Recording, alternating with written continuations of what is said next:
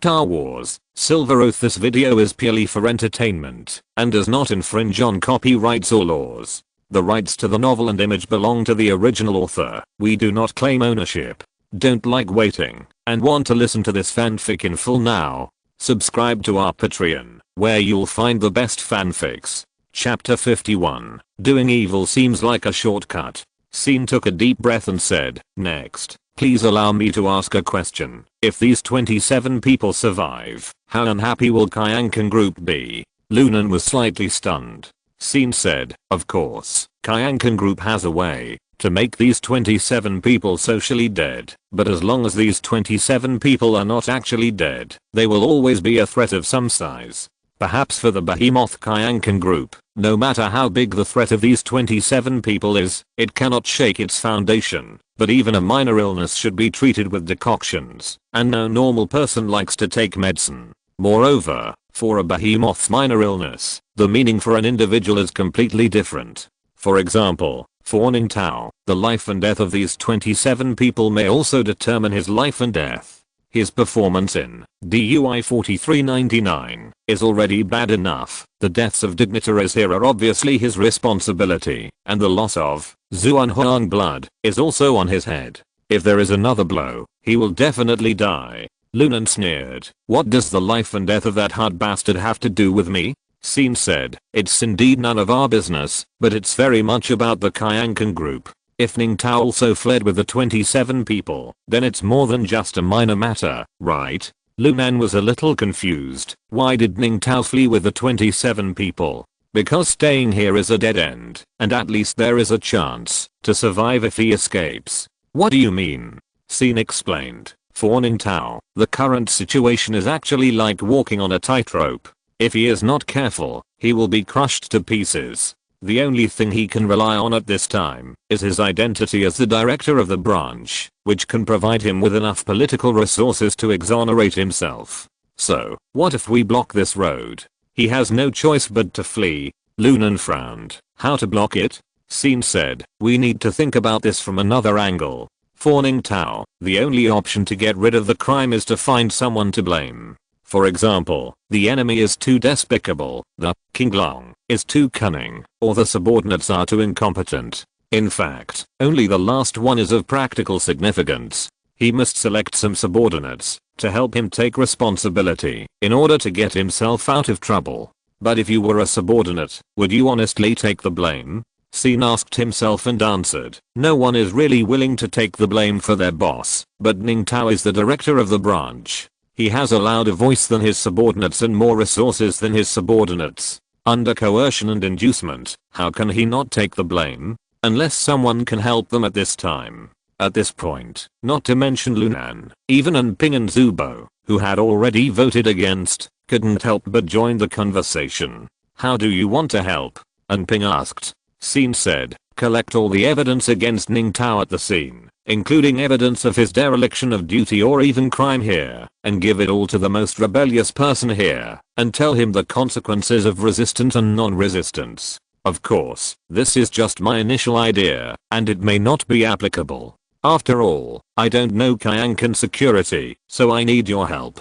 Anping and Zubo looked at each other, and didn't speak for the time being. Scene then said to Lunan, "Imagine, if we can also turn Ning Tao, the branch director, what kind of chaos will Kyankan security and even Kyankan Group have? How many people will stay up all night, and how many people will be crushed to pieces in the storm? And don't you want to see that scene with your own eyes?" Lunan finally smiled. "In fact, I hate people like you who keep talking about moral principles. I also know that this thing is 99% impossible to accomplish, but I like what you said this time, so I'll give you 200 points. Then, she looked at Anping. "Sorry, Captain, I vote in favor this time."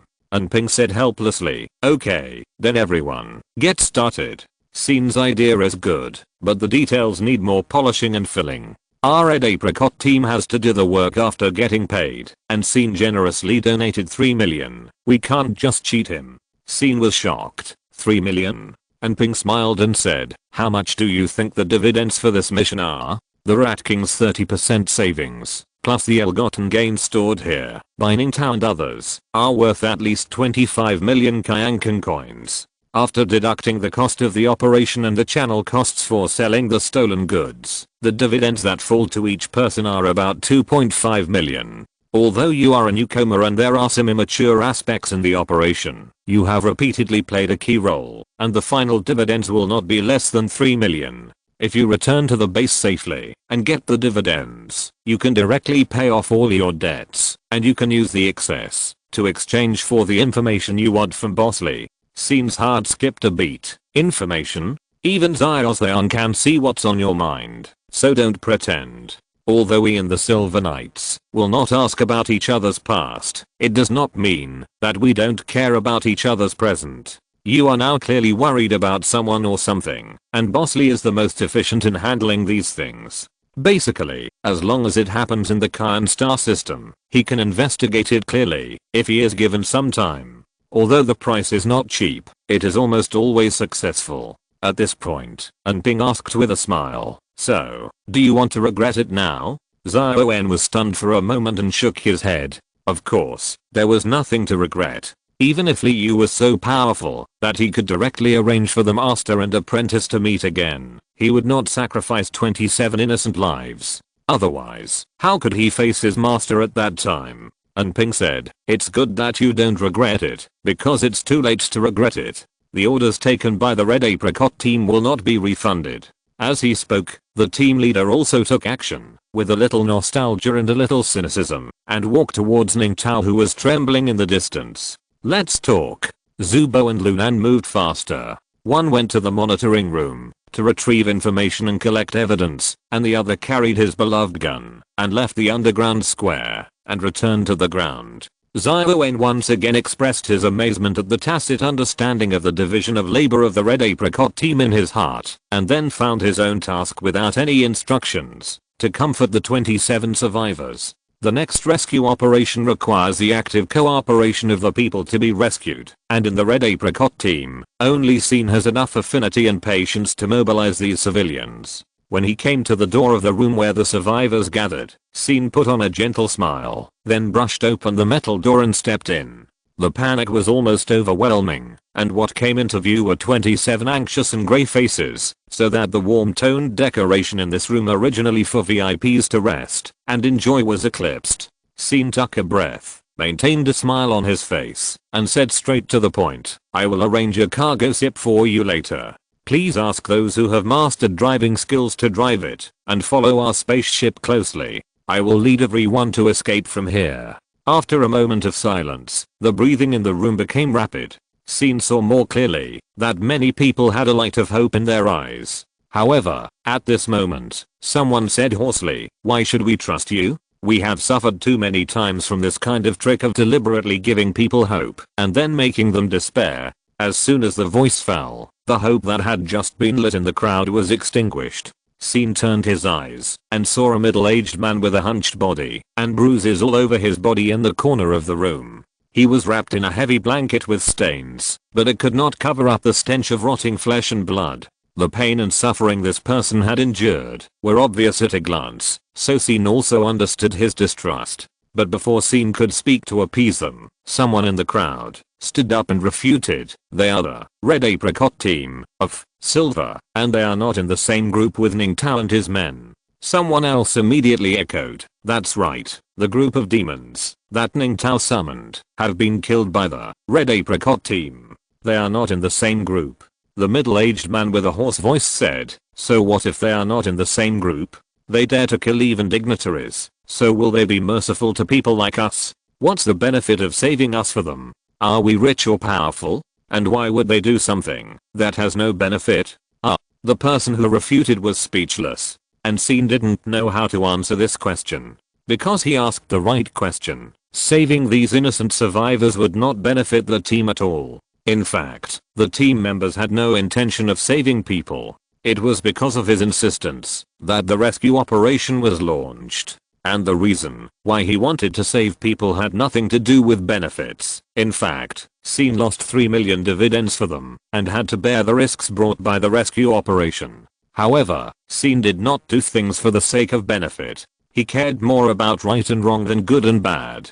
But who would believe this persistence, even if you said it out loud? So Scene could only change the direction and say, staying here is a dead end. Escape with us, at least there is a chance to survive. But the stinking middle-aged man laughed muffledly. I have heard this kind of words more than once. Run quickly, I will let you live, if you can run 100 meters. But if you don't run, you will die now. But in the end, running desperately will only make those demons laugh more happily. Who can really survive? These words instantly resonated with fear. In the room, the survivors made all kinds of twisted groans, as if those who tortured them were back again. Scene was a little helpless. For a moment, he really had the urge to show his lightsaber and show his identity. If the call was made in the name of the Jedi, it would be much more persuasive, right? Unfortunately, this can only be used as a last resort. The Jedi apprentice changed his words again. At least you are still alive now, and those demons are dead.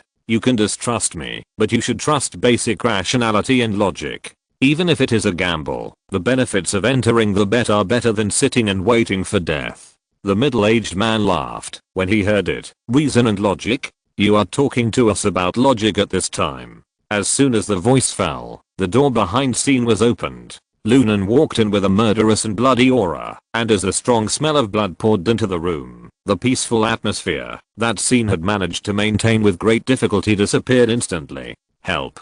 Don't kill me. Please spare me. The cries for help and mercy were endless, and the 27 survivors shrank behind the furniture and in the shadows of the corners like frightened herbivores. Scene turned back helplessly, looking at Lunan, who was murderous and hungry, and said, leave this to me. Lunan sneered, leave it to you to slowly reason with them. Talk about logic? Do you really think you are good at reasoning? As he said that, Lunan suddenly pulled out a pistol from his waist, aimed at the ceiling and fired randomly. The energy beam collided with the ceiling and produced a brilliant spark, which immediately caused a burst of ghosts and gods howling in the room. Shut up. Whoever dares to speak again, I will kill him. With Lunan's angry shout, the wailing of the survivors stopped abruptly. Lunan aimed his pistol at the survivors who were trembling, but dared not speak, and said sternly, in 10 minutes, the cargo ship will stop on the ground. Everyone get on board. No one is allowed to stay here.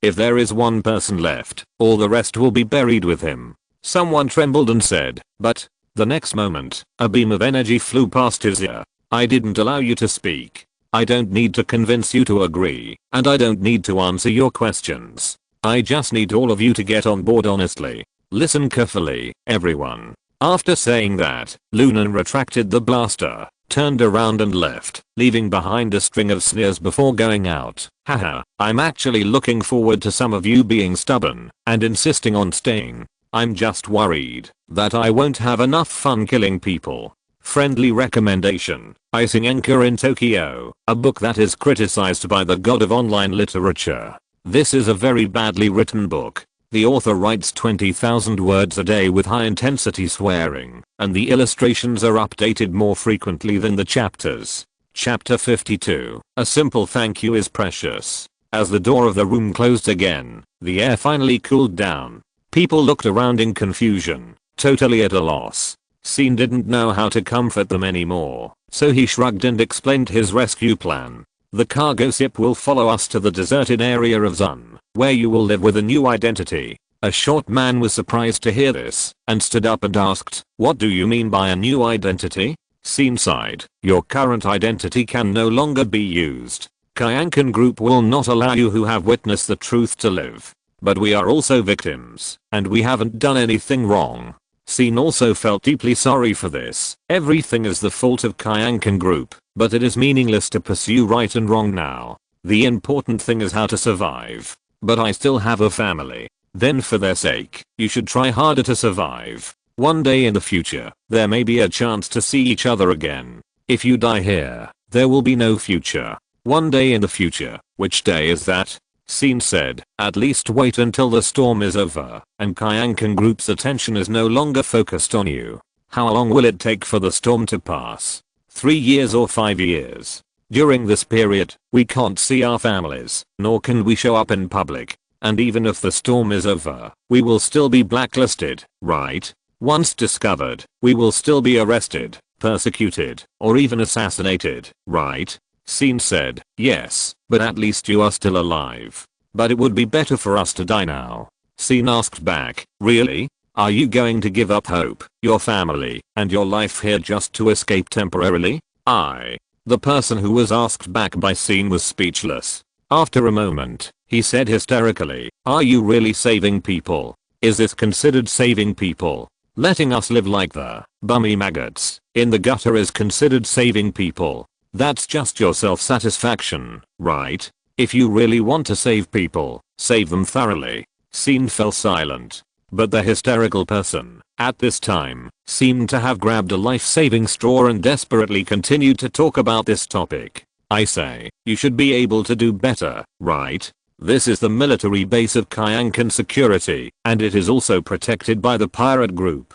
King Long, but you have the ability to break in and hijack Ningtao, so with your strength, you can definitely do better, right? It's just that you don't want to do it. You are not trying to save people at all, but just for self-satisfaction. So once you think you have saved someone, you have accomplished the mission, and don't care about the follow-up. If that's the case, I would rather stay here. SYN was about to speak when the door behind him opened again. Lunan walked in with a grim smile. Not leaving? That's great. I was worried that, if all of you really got on board, wouldn't we have to split our attention to protect you? Now it's much more convenient. All of you will die here. As she said that, the woman raised the muzzle of the gun without hesitation. Wait. At this moment, a young Cheongsam girl stood up and blocked the hysterical man. The Cheongsam girl faced Lunan directly, her voice trembling like her body, but she said stubbornly, none of us want to stay here. Everyone will get on the boat.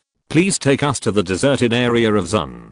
Please. Someone next to her was surprised and said, but, the Cheongsam girl turned around and said loudly to everyone, I don't want to die. No matter what. It doesn't matter if I live like a maggot. I want to live. And if any of you really don't want to live, please come to Zun and end your life. As soon as this was said, someone immediately agreed. A young man said, that's right. I don't care what others think. I don't want to die here. Although it is really uncomfortable not being able to meet my family, as long as I'm alive, there is always hope. Another middle-aged woman said, my family has died a long time ago, and my original identity was not a glamorous and respectable identity. It is also a good thing to be able to start over. If any of you want to commit suicide, you can do it, but don't drag me down. I don't want to die. Soon, more and more people in the crowd stood up. Even though they still didn't trust the Red Apricot team, most people knew what to choose when faced with the two options of a glimmer of hope and dying here on the spot.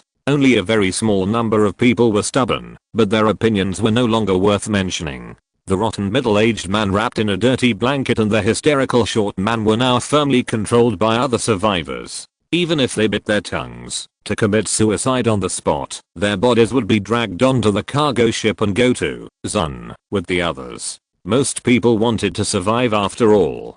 Guided by the desire to survive, the 27 survivors quickly boarded the cargo ship of Kyankan security. As soon as the order to take off came down, they would drive the cargo ship closely behind the Red Apricot and follow the carefully calculated route to Zun to start a new life. SYN originally planned to stay on the cargo ship to maintain the stability of this small group of survivors and assist them in completing their escape journey. However, this proposal was directly rejected by Lunan. Compared to this cargo ship, the Red Apricot needs your strength more. Next, we are going to escape instead of traveling, and we don't have extra strength to waste on burdens. Your 3 million dividends can only buy our strength, not our lives. SYN had to nod silently. Although Lunan's words were unpleasant to hear, they were the truth. The next escape road cannot be taken lightly, and must be extremely careful. Once the Red Apricot has a problem, the cargo ship behind it will have no power to protect itself. So instead of dividing the troops to the cargo ship, it is better to try to strengthen the power of the Red Apricot. When SYN was about to follow Lunan to get off the ship, he was suddenly grabbed by someone. Looking back, SYN saw the trembling body of the Cheongsam girl and heard the firmness in her words. Thank you for saving us. I believe in you. When Scene followed Lunan back to the basement of the small building, he saw Captain Anping lying on a cushion with a depressed look on his face, looking bored.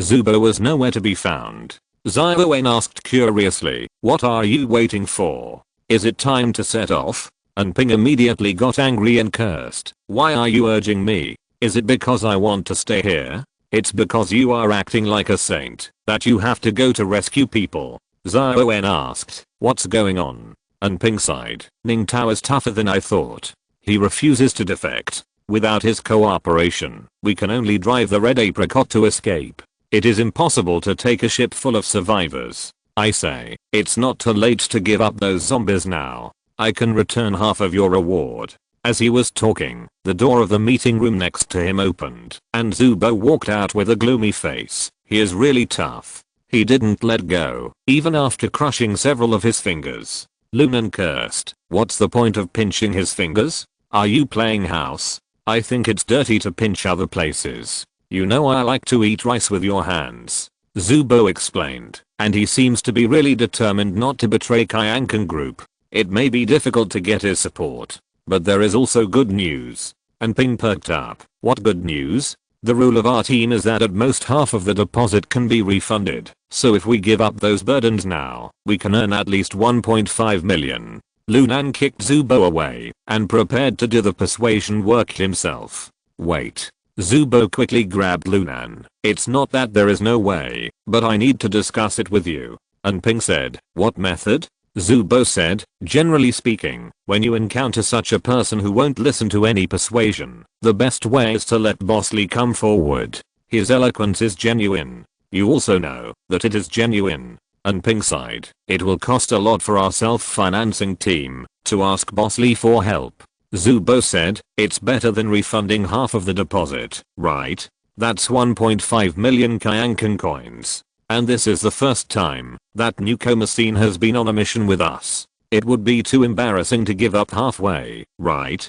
Lunan sneered. "When did you learn to save face?" Zubo asked back, "Are you willing to admit defeat like this?" Lunan was silent and scratched his hair after a while. "It's up to you. But let me make it clear in advance that my income cannot be less than 500,000. Okay." Zubo immediately handed a communicator to Anping. "Captain, it's up to you next." Chapter 53. Difficulty is always relative. Anping sighed, took the communicator, and quickly connected to the communication channel of the Silver Knights through the repeater on DUI 4399. "Captain, it's me, Anping. I encountered a little trouble during the mission, and I need your help." "Ah, of course I know that the service has to be paid. Well, it's probably like this." When Anping briefly described the progress of the mission, Li Yu's laughter came from the communicator. "You are actually stuck with such a small matter? Are you trying to make me laugh to death?" Anping said, "What you mean is, boss, you can easily solve it?"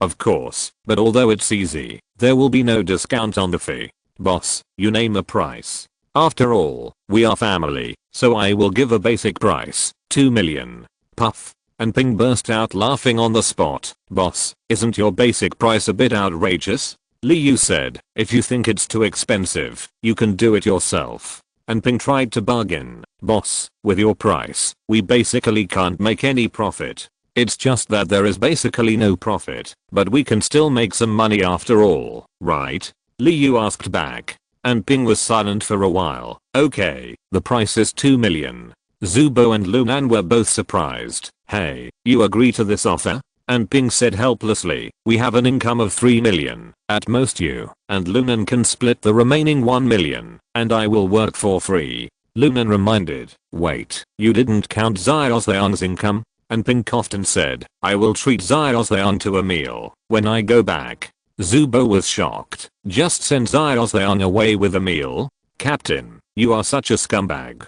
What scumbag or not, Xiaoxiang is different from you. He doesn't have such strong material desires." As he said, Anping walked into the meeting room, where Ning Tao was in a panic, holding the communicator. Ning Tao, the branch director of Kyankan Security, had fallen into a nearly crazy hysteria at this time.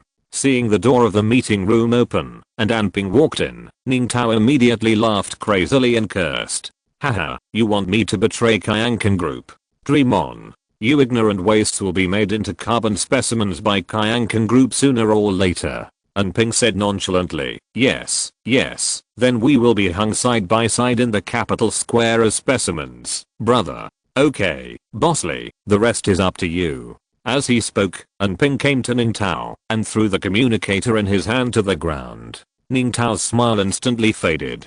Bosley, are you Liu? Liu from Silver? Liu's voice sounded unhurried in the communicator. Ah, it's me. Do you want an autograph? Ning Tao said in a deep voice. People say that the leader of Silver is a smart man, so you should know what the consequences of offending the Kyankan group and the Kyan star system will be. Liu said, we've become prisoners of war.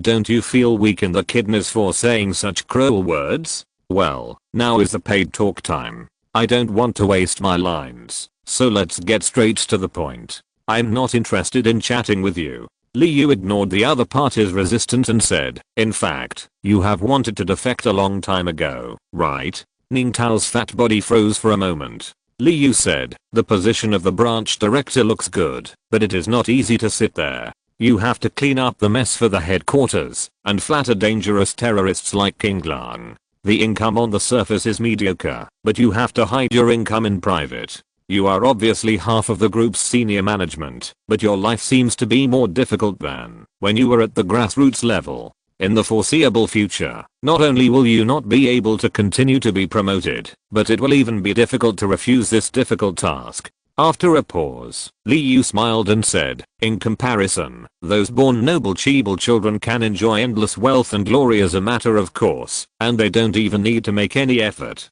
Of course, you have seen this clearly when you joined the Security Bureau, and you have long accepted your fate of being born a commoner and not worthy of nobility. However, when those Chibal children keep shouting at you, making outrageous demands on you again and again, and even asking you to use the power of pirates to carry out real-life hunting in this military base, I think no matter how reasonable a person is, he will be unwilling to give up.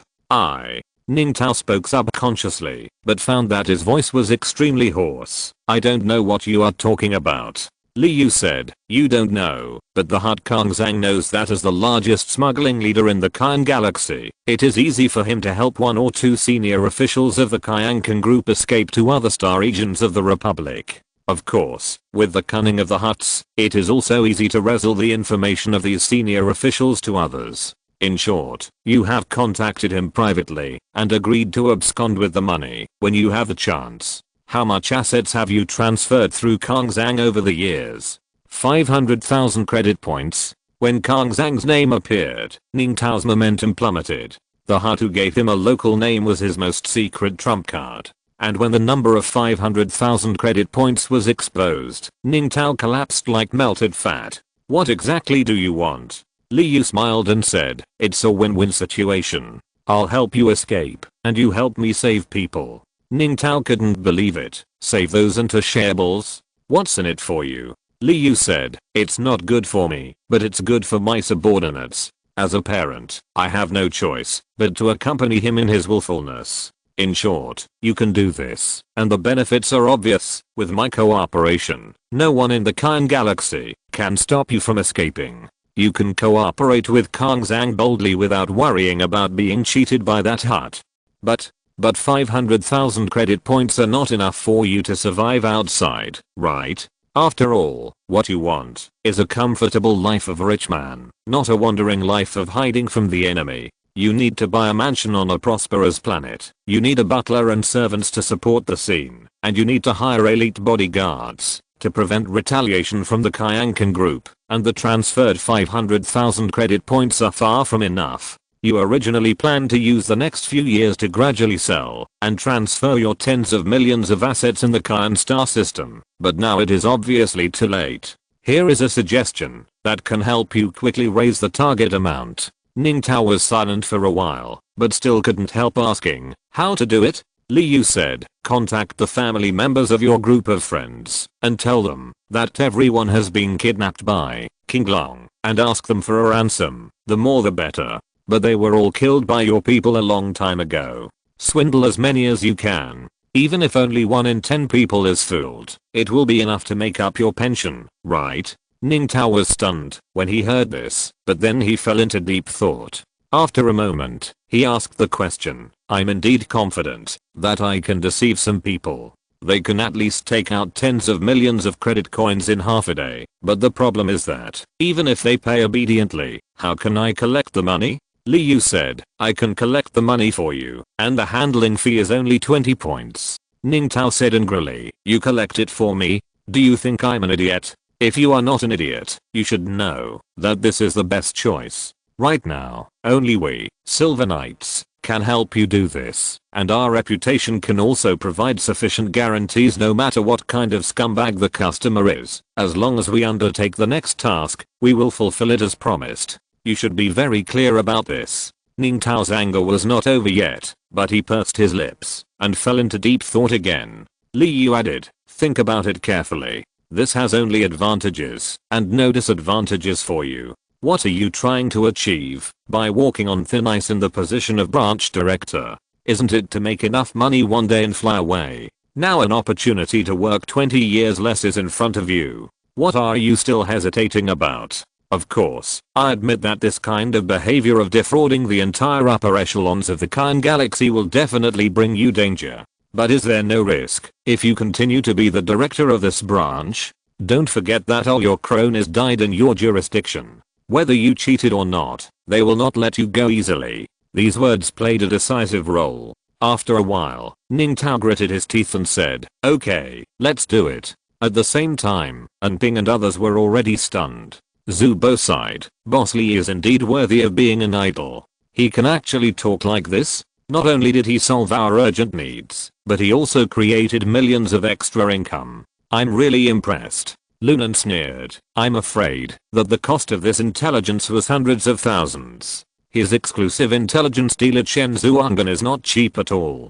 Zhu Bo said, Chen Zhuanghan, the mysterious man who only accepts intelligence in exchange for intelligence? It is amazing to be able to contact him. I was wondering, how come Boss Li suddenly knows Ning Tao's details? Ping clapped his hands and interrupted the chat. Okay, now that Boss Li has solved the problem, let's officially enter the next stage and prepare to escape.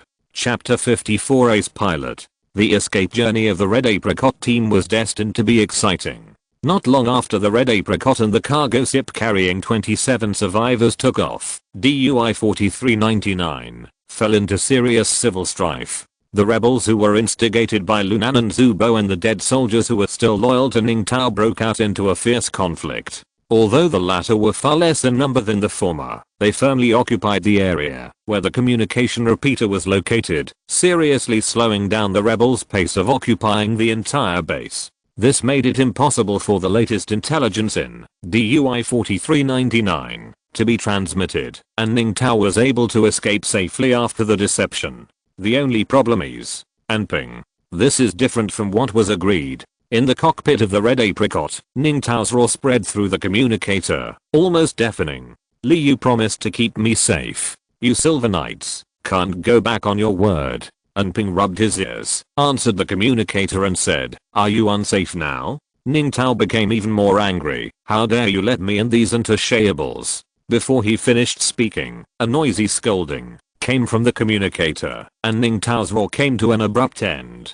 Ping gloated and said, I don't think it's wise to insult the passengers who are in the same boat with you. We did promise to ensure your safety, but if you insist on committing suicide, we can only mourn for you. After a moment, Ning Tao's voice sounded again, but he was obviously weaker and more timid. If you really want to ensure my safety, you should let me on your ship. You are totally wrong. Our ship is limited to 6 people, and it is already full. You don't need me to explain how high the risk of overloading is, right? Besides, the Red Apricot is now the target of public criticism. I'm afraid that the King Long has already laid a net. Are you sure you want to come and share the joys and sorrows with us? I can find a way to arrange a box for you in the cargo hold. You? Ning Tao gritted his teeth, but had nothing to say. Ping's words were obviously perfunctory and teasing, but they were also reasonable and could not be refuted. Now DUI 4399 is in chaos, and the news is still being suppressed. The Kyankan Security Bureau knows nothing about what happened on the asteroid. and with their usual efficiency, when they really confirm that Ning Tao has defected, I'm afraid that Ning Tao has already been taking a hot spring on the luxurious smuggling ship of the Hutt smuggler Kang Zhang. The only problem is King Lang. With the insidiousness and cunningness of Dragonhead, it is impossible for him to remain indifferent to the escape of the Red Apricot team, and it is even more impossible for him to sit back and watch the 27 survivors escape. Those 27 people not only witnessed the darkness of Kyankan security, but also witnessed the arbitrary abuse of law by King Lang. If the matter is exposed, Kyankan security will certainly have a way to get rid of itself, but King Lang will most likely be pushed out to take the blame. King Lang certainly can't bear such a big pot, so at this time, he naturally has to go all out to ensure that all the witnesses are dead. Once King Lang takes action, the escape road will be full of dangers. The group of pirates was originally responsible for the outer defense line of DUI 4399, but they broke through the siege in one fell swoop because the Red Apricot team found a hidden channel. Now there are still a large number of fighters lurking around the asteroid.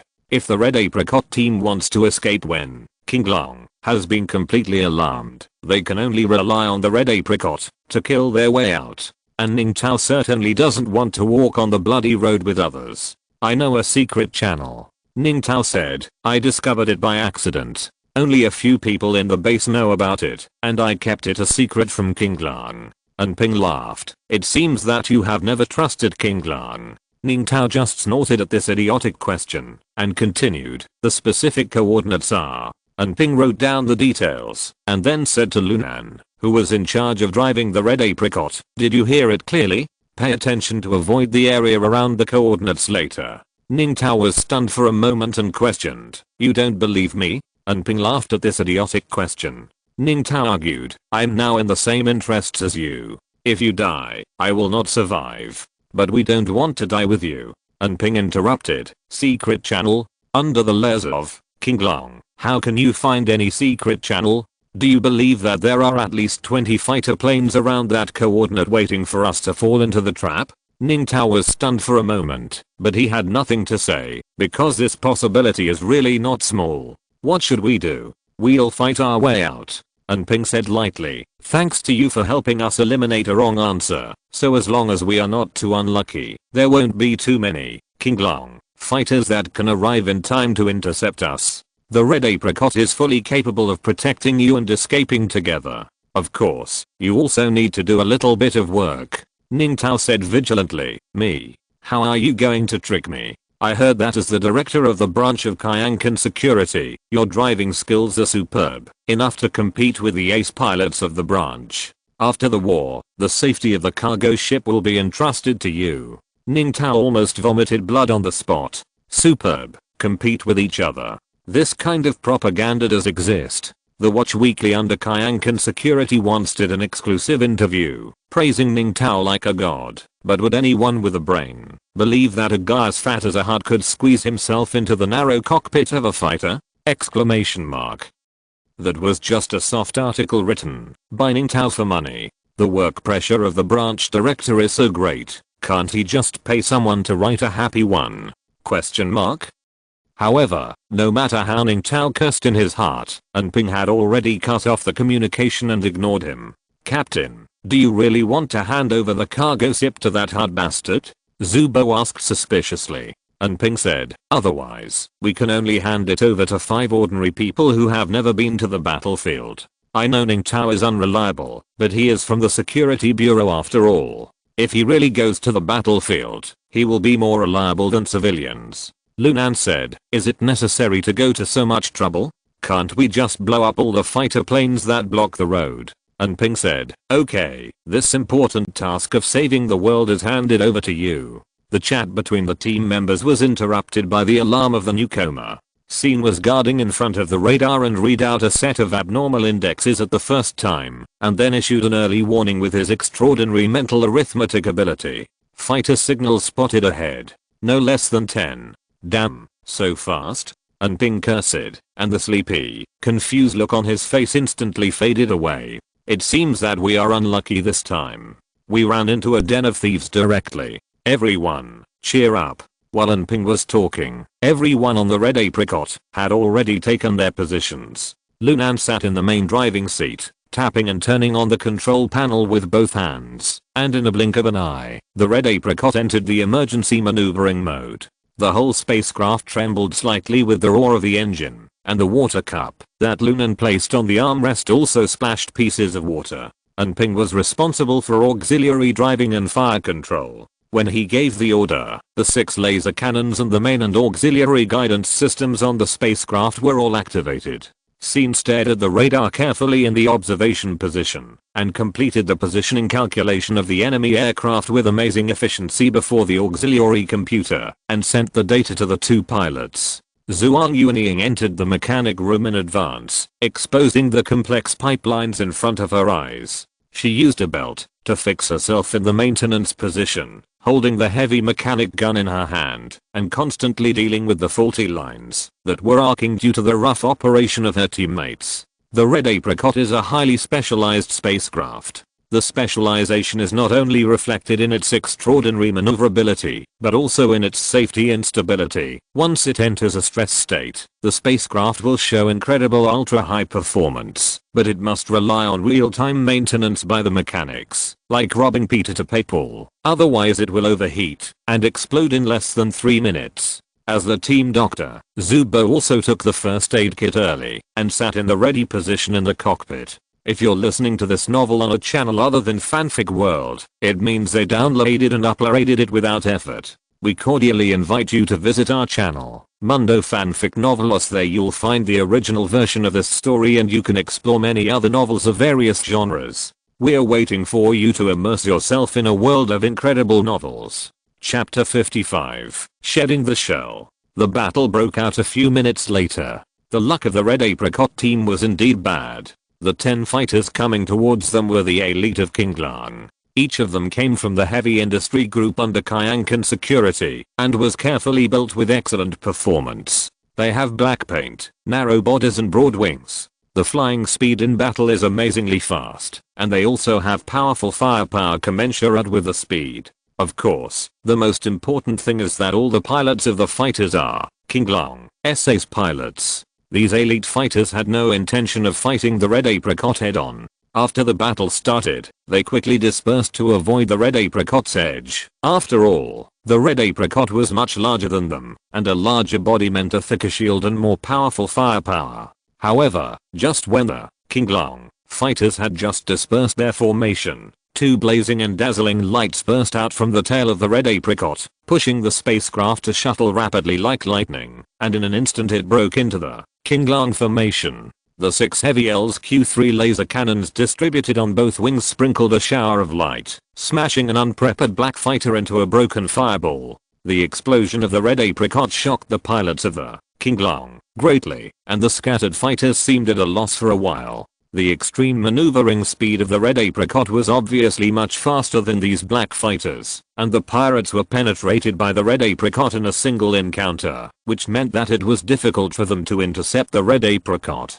Fortunately, someone had sharp eyes and saw the signal of another ship on the radar. There is another cargo ship behind. The Dragonhead said that we must stop the cargo ship no matter what. The pirates immediately changed their target, let the red apricot go, and prepared to focus on the cargo ship. At this moment, the red apricot, which had already escaped the encirclement, suddenly changed direction, and the engine at the tail slightly deflected outward, pushing the red apricot to turn around at a very small angle and charge at the scattered fighters again. This time the charge was in vain. The pirates had already adapted to the speed of the red apricot. Seeing that the 2 huge engines began to emit light, they immediately drove the fighters to further disperse, and avoided the artillery fire from the red apricot with flexible tactical maneuvers. After the second round of charge, the situation of the red apricot began to be passive. As a mobile spacecraft, the red apricot was not good at frontal combat, and being trapped in the enemy's formation was tantamount to suicide.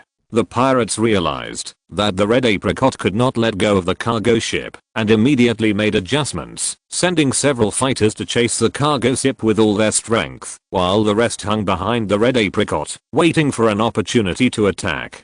The situation of the red apricot became more and more embarrassing. If it was a single fight, the red apricot would be able to protect itself, even if it could not defeat 10 fighters. But with a cargo ship dragging its feet, it was suddenly in a dilemma. After all, we can't really expect Ning Tao to be so brave that he can drive a heavy armed cargo ship to fight 9 elite fighters when his finger has just recovered from a serious injury, right? The embarrassing situation of the red apricot was constantly captured and magnified by the pirates. When the twin engines at the tail of the red apricot shone for the third time, the fighters hovering near the cargo ship immediately turned around and formed a double teaming situation against the red apricot. This time, the pirates had adapted to the burst speed of the red apricot, and the encirclement was sparse and not leaking. They also saw that the red apricot was determined to rescue the cargo ship, calculated the position in advance, and completed a precise concentrated fire.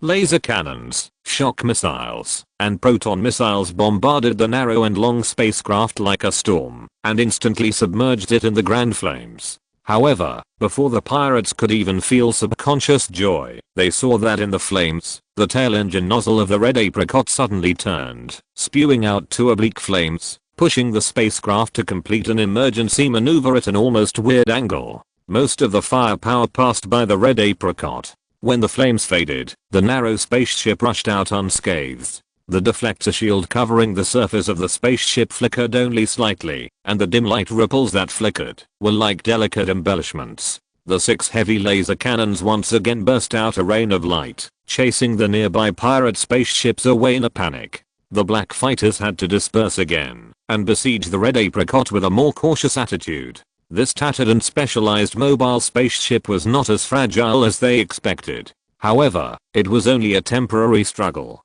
The 9 fighters quickly adjusted their formations, sometimes dispersing and sometimes gathering, supporting, and cooperating with each other, and always placing the red apricot in the center of the encirclement. Once the red apricot was ready to break out, the black fighters would shift their targets to the cargo ship, forcing the red apricot to give up its mobility advantage and become a live target for the pirates. The battle lasted only a moment, and although the red apricot barely relied on the mobility of the vector engine to maintain its integrity, the battle situation became increasingly passive. The fighter planes around were getting closer and closer, and the firepower was getting stronger and stronger. I suddenly feel that this rescue operation was too hasty. We were too naive to think that we could take 27 civilians through the dragnet. On the red apricot, Zubo wailed while fastening his body to the seat with a belt. However, under the violent turbulence, Zubo still looked extremely embarrassed, and his forehead banged against the dashboard above from time to time, so that his speech became intermittent. "Captain, let Xiaoxiang refit this broken ship after returning. Even if it enters the emergency maneuvering mode, basic comfort should be ensured. I'm going to be hit to death." Zubo's sincere call did not receive any response, because no one on the red apricot cared about him at all. The plasma and shock missiles that brushed against the spacecraft had attracted everyone's attention. The ripples of the heavy laser cannon on the shield were even more shocking. The threat from King Long was getting stronger and stronger, and Ping sat in the co-pilot seat, tapped the armrest with his fingers a few times, and then gave a decisive order. "Lunan, enter the auxiliary driving mode, leave the spacecraft maneuvering to me, and you are responsible for fire interception." Lunan, who was in the main driving seat, switched the driving mode without any hesitation, and handed over all the driving rights of the red apricot to Enping. He was only responsible for the details, and focused his main energy on the fire control system. As soon as Lunan took over the fire control system of the red apricot, the 6 LS.Q3 laser cannons burst out a wonderful rain of light, sweeping away the approaching missiles and torpedoes. The maneuvering pressure of the red apricot was relieved immediately, but the 9 fighters were still surrounding the red apricot, and more missiles and beams were ready to go. "Captain, this won't work." Zubo applied herbal ointment on his forehead and tried to give advice. "It's not too late to abandon the cargo ship now." Sin's ears moved when he heard it. Even he, who strongly advocated the rescue and single-handedly presided over the entire rescue operation, had to admit that the rescue operation was likely to fail. It was time to consider giving up. If Anping decided to give up here, Scene would not even find a reason to object. The situation was clear. The red apricot wanted to run away by itself, which was easy, but if it wanted to save people, it would most likely lose itself. In order to save people, the red apricot team had made a lot of efforts. No one was qualified to accuse them of ineffective rescue, let alone ask them to risk their lives. After all, saving people was to maximize benefits, not moral self-satisfaction.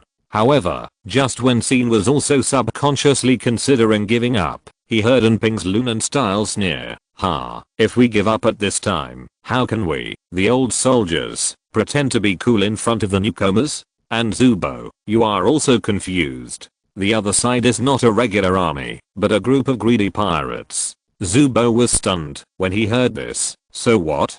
Anping shook his head. "You are really confused. You can't even think of such a simple trap. Lunan, help me." Lunan said, "Stop talking nonsense. Let's get started." Anping immediately turned around and yelled at Zhuang Yuanying, "Zio Zhuang, prepare for the shelling mode." Zhuang Yuanying directly knocked hard on the cabin door with a mechanic's gun, making a deafening clang in response. Anping nodded, pressed an inconspicuous button on the control panel, and quickly pushed the main driver's joystick back to its original position. In an instant, the turbulence of the red apricot stopped. Chapter 56 Secret Exposed. The red apricot, a ship known for its maneuverability, suddenly turned off its engine light and stopped its charge when surrounded by the pirates. It floated in the deep space like a stubborn stone, and was then drowned by the relentless artillery fire from all directions. This time, no miracle happened. The ship took all the oncoming artillery fire. The deflector shield flashed a few times, and then went out completely. The external armor was shattered by the bombardment of shock missiles and energy beams, revealing traces of burning and melting. The narrow body was slightly twisted, and the left wing of the ship was separated from the main trunk in the explosion. The narrow, sharp, and ghostly red apricot extinguished all its light in an instant. At this moment, even the pirates were dumbfounded. "Boss, what's going on?" A pirate who was closest couldn't help but ask, "Is this suicide?" A teammate responded, "I'm afraid it's an engine failure. That kind of crazy maneuvering can't be sustained. They keep starting it, so it's not surprising that the engine explodes. Why bother so much? Add a proton torpedo and let them die more completely." "Stop." The pirate's leader immediately stopped his men from advancing recklessly through the communicator. "Have you forgotten the Zuanming? And that's the red apricot. It is said that it is a modified spaceship in the Silver organization second only to the Silver, and all of its core components are priceless. Do you want to destroy it all?" The men were stunned when they heard this, but the leader questioned, "Are you afraid of a piece of defenseless space junk?" Inside Kinglong, nothing is more shameful than cowardice, so when questioned by their superiors, the fighter squadron's communication channel fell silent. "No one in number 3, continue to chase the cargo ship. Don't let it run away. Everyone else, come and divide the spoils with me. Zuanming must be handed over, but the rest belongs to us. Before the other teams arrive, we must at least eat the most essential parts." While giving orders, the little leader drove the fighter plane close to the red apricot, using magnets to collect many black armor fragments that fell off the spacecraft and put them into the limited cargo hold in the belly of the aircraft.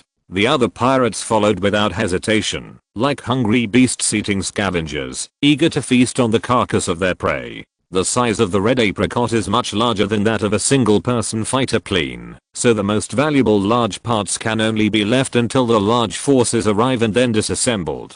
But those broken fragments are also very valuable. According to the eyes of these skilled pirates, the armor covering the outer layer of the red apricot is the famous Zuan iron, which is almost the most suitable rare metal for building spacecraft armor in the Kyan galaxy. The protective performance is several times stronger than that of ordinary alloys. Of course, the price is hundreds of times. In fact, the pirates suspected that, if it weren't for this layer of black iron armor, the red apricot would have been turned into a fireball on the spot when the engine failed and it was subjected to concentrated fire. Now, these rare metals will become the pirates' spoils of war.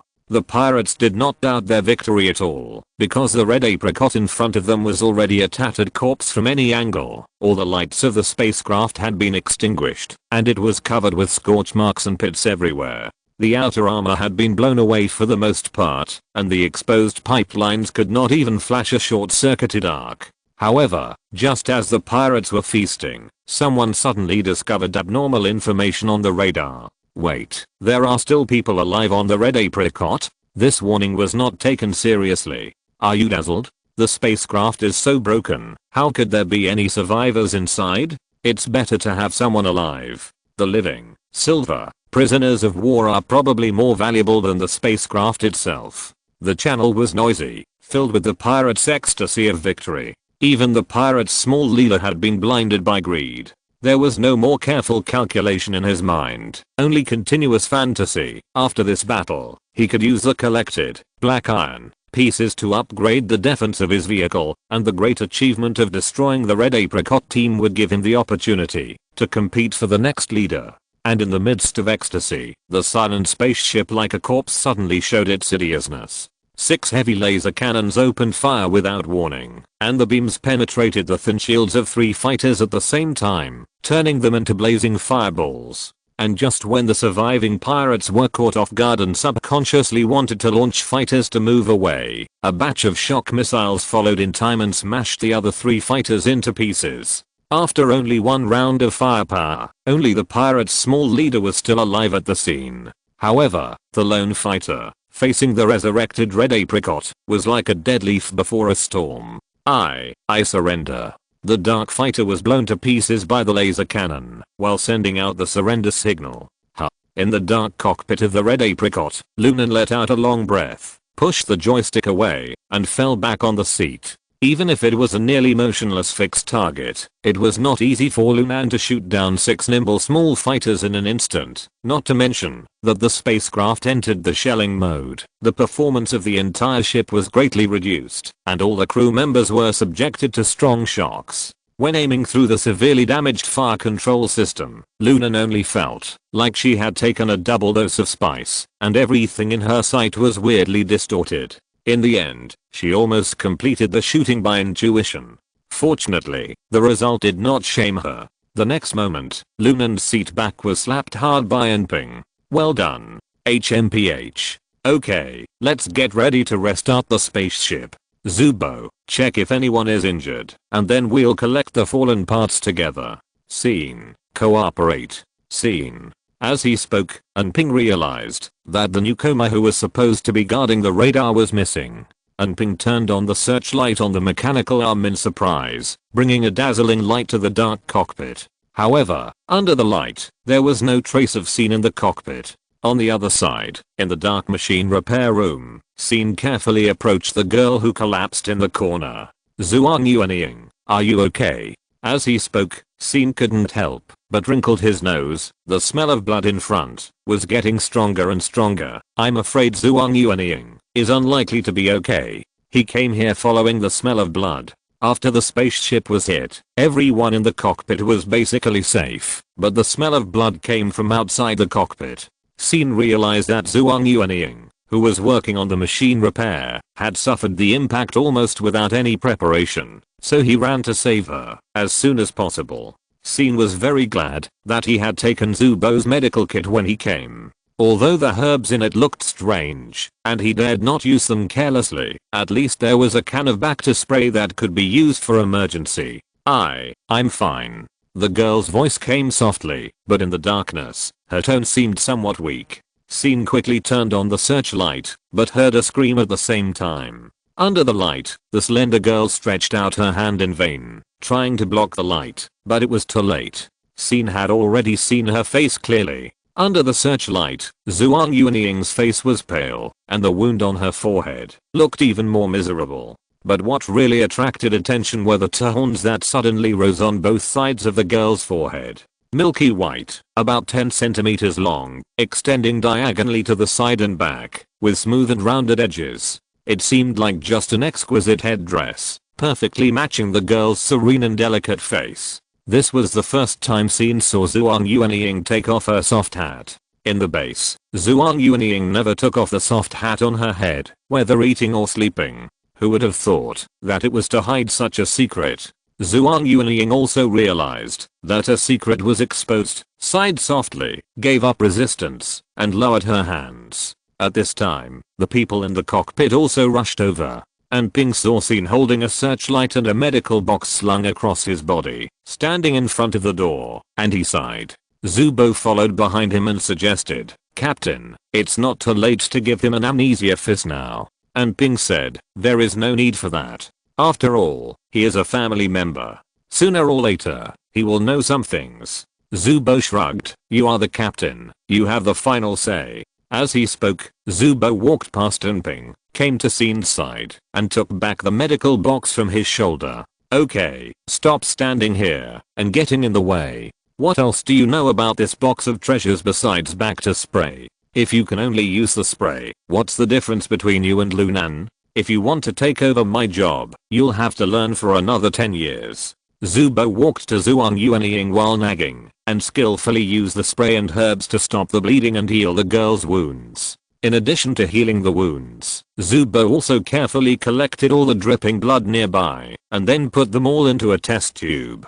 Xin frowned as he watched. In his mind, the strange totem flashed again, as if the omnipresent force was giving him valuable inspiration, but the picture was fleeting, leaving Xin at a loss. And Ping patted Xin on the shoulder. "Let's talk over there. It'll take some time here."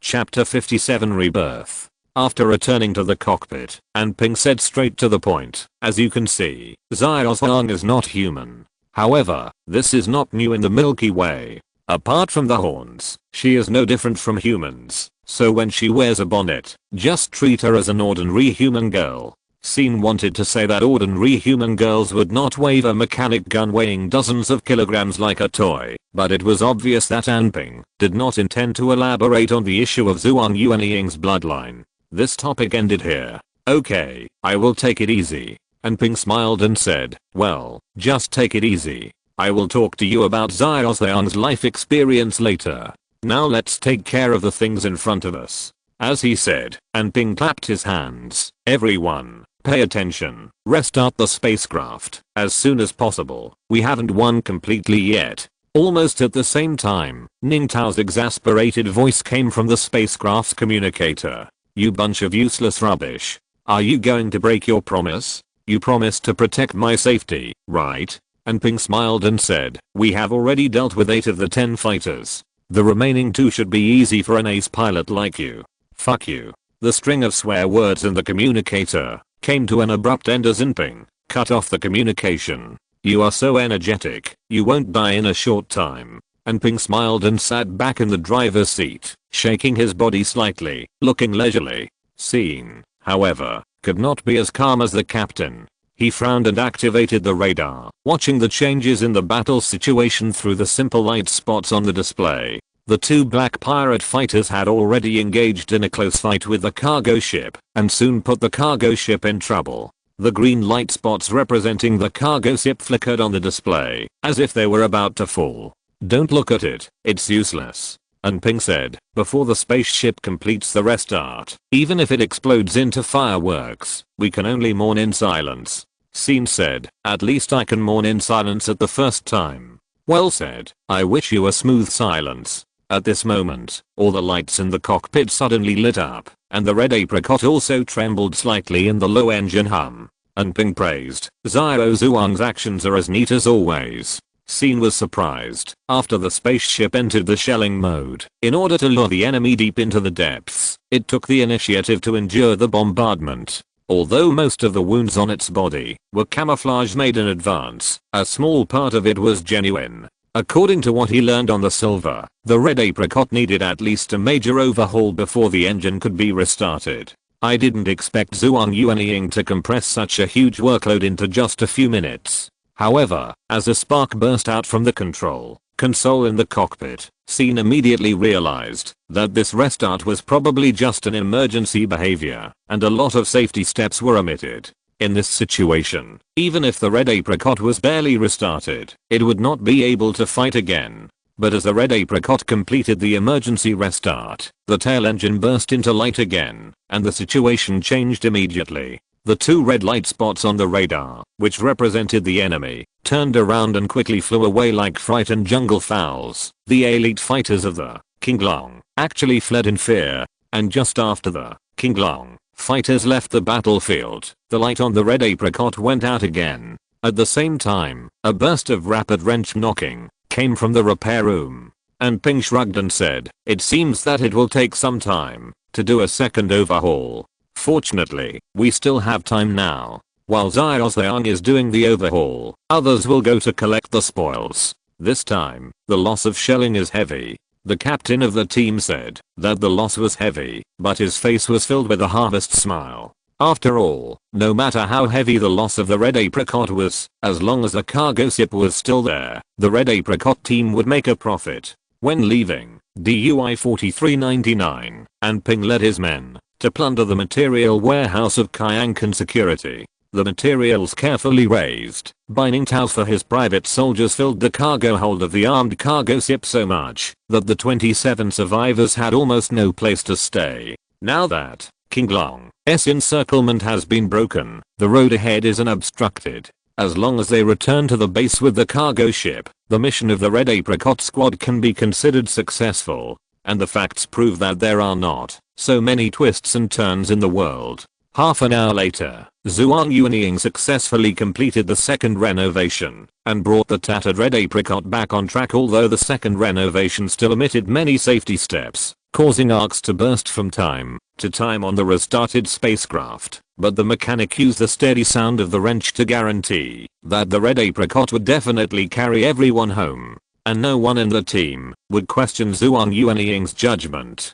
The rest of the journey was safe and silent. Even Zubo, who liked to liven up the atmosphere the most, just leaned quietly in his seat without saying a word. As the return journey drew to a close, everyone felt a strong sense of fatigue.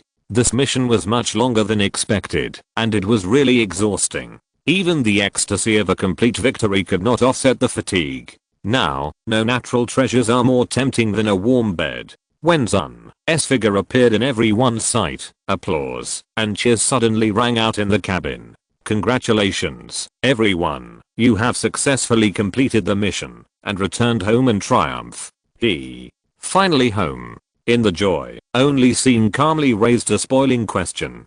Can the cargo ship behind land smoothly? Will it be stopped? After all, it was an armed cargo ship of Kyankan Security that should not have appeared here. And Ping said, "At this time, we must fully trust Ning Tao, the former branch director with great magical powers." Scene suddenly realized, compared to the power Ning Tao displayed on DUI 4399, colluding with pirates and holding a killing competition, sending an unregistered security cargo ship into the deserted area of Zun without anyone noticing, is indeed not a big deal. Facts have proved that when it comes to his own safety, the former security director Ning Tao is indeed very powerful. He personally drove the cargo ship and swaggered past the satellite defense network of Zun, and then broke through the planet's atmosphere safely and landed in an empty deserted area. During this period, no one came to ask, and no alarm was triggered, as if the armed cargo ship was just one of thousands of ordinary passenger ships.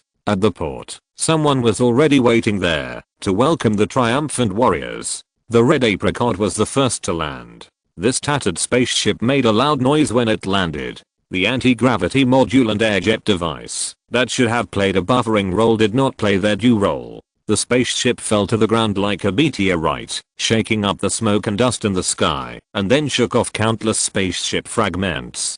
Fortunately, the welcoming team at the port had already made preparations. Before the smoke and dust settled, they had already gathered around the Red Apricot and started maintenance work. The detached parts and armor plates were put back in place one by one, and the difficult to repair components were directly replaced with new ones. The maintenance efficiency was amazingly high. Obviously, the Red Apricot team, who returned triumphantly after retaking Zuanming, was treated like a hero by Silver. Following the Red Apricot was the armed cargo ship from DUI 4399. After this huge ship carrying thousands of tons of cargo landed with a bang, A large group of people also gathered around it, quickly modified it, erased the traces of Kyankan security, made the cargo ship less noticeable, and quickly moved and diverted the spoils in the cargo hold. A moment later, the cabin door of the cargo ship opened, and 27 survivors filed out. Most of them seemed lost, without any sense of joy of surviving a disaster, and some even knelt on the ground and cried after a while. They did survive, relying on Scene's kindness and the outstanding performance of the Red Apricot team. They struggled out of the hell on earth of DUI 4399. However, that was all. Apart from this life, they lost everything. Legal identity, warm family, stable job, all of this is far away from them. They can only start a new life in the deserted area, but this so-called new life that has fallen to the bottom of society is simply worse than death for many people. Scene got off the spaceship and looked at the group of sad survivors, speechless for a moment. Chapter 58 Rebirth? Question mark? Scene did not regret saving these innocent victims, even though he paid a huge price for it.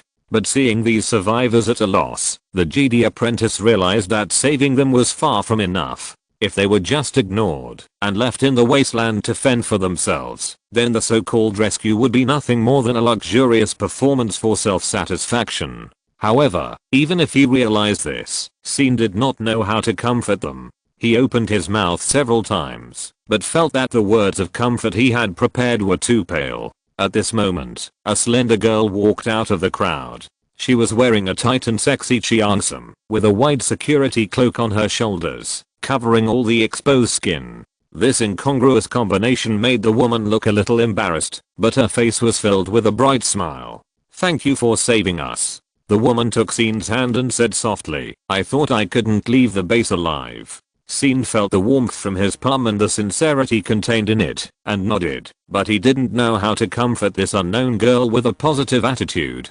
However, the other party didn't need Scene's comfort. She let go of her hand and said with a relaxed look, "I'm Huang Zuan, what about you?" Scene was a little surprised at Huang Zuan's indifference, but he was more relieved by her strength. "I'm Scene. Well, I will remember the name of my savior for the rest of my life." Huang Zuan nodded seriously and said, "After that, are we going to start a new life here?" The abandoned area of Zun is quite famous. As soon as the voice fell, someone said not far away, "This place is indeed famous, but most of it is just rumors. If you really want to start a new life here, you have to put aside all your previous impressions." As he spoke, the owner of the abandoned area, Liu, the leader of the Silver Knights, came to the crowd. The young leader had a natural leadership temperament, especially when his assistant followed quietly behind him and did not argue with his master. His arrival made the survivors forget their sorrows and shift their attention to him. The wasteland has never had a good reputation. As the name suggests, it is a place abandoned by civilization, and most of the people living there are abandoned people who cannot live in the sun. But on the other hand, you see, this abandoned world is still full of vitality. Liu said, spreading his arms and sweeping around. Around the empty port is a low shanty town, where rusty metal plates provide shelter for hundreds of residents. And above the shanty town, densely packed pipelines shuttle across the shanty town, supplying everything needed for life. Residents of all kinds shuttled through the shanty towns. Although most of them were shabby and dusty, their eyes contained hope for the future, and their hurried steps seemed down to earth and powerful. They did not look like refugees living in the wasteland at all, but more like a group of positive and optimistic pioneers. Liu said, "It is painful to lose the past, but at the same time, it also means that you can embrace the future more easily. I think none of you want to listen to this kind of empty nonsense, so I will say a few practical things. First, the space for improvement in the wasteland is very broad. Every year, hundreds of people leave here and reintegrate into the civilized world, and some even get back their lost identities." Hearing this, someone couldn't help but interrupt and said, "Really? It should be difficult to obtain a legal identity in the civilized world, right?" Liu said, "How difficult it is to obtain something is often proportional to the difficulty of losing it. Since Kyankan Group can easily make people who shouldn't lose it, of course it can also easily make people who shouldn't get it. To put it bluntly, Kyankan Group is rotten to the core.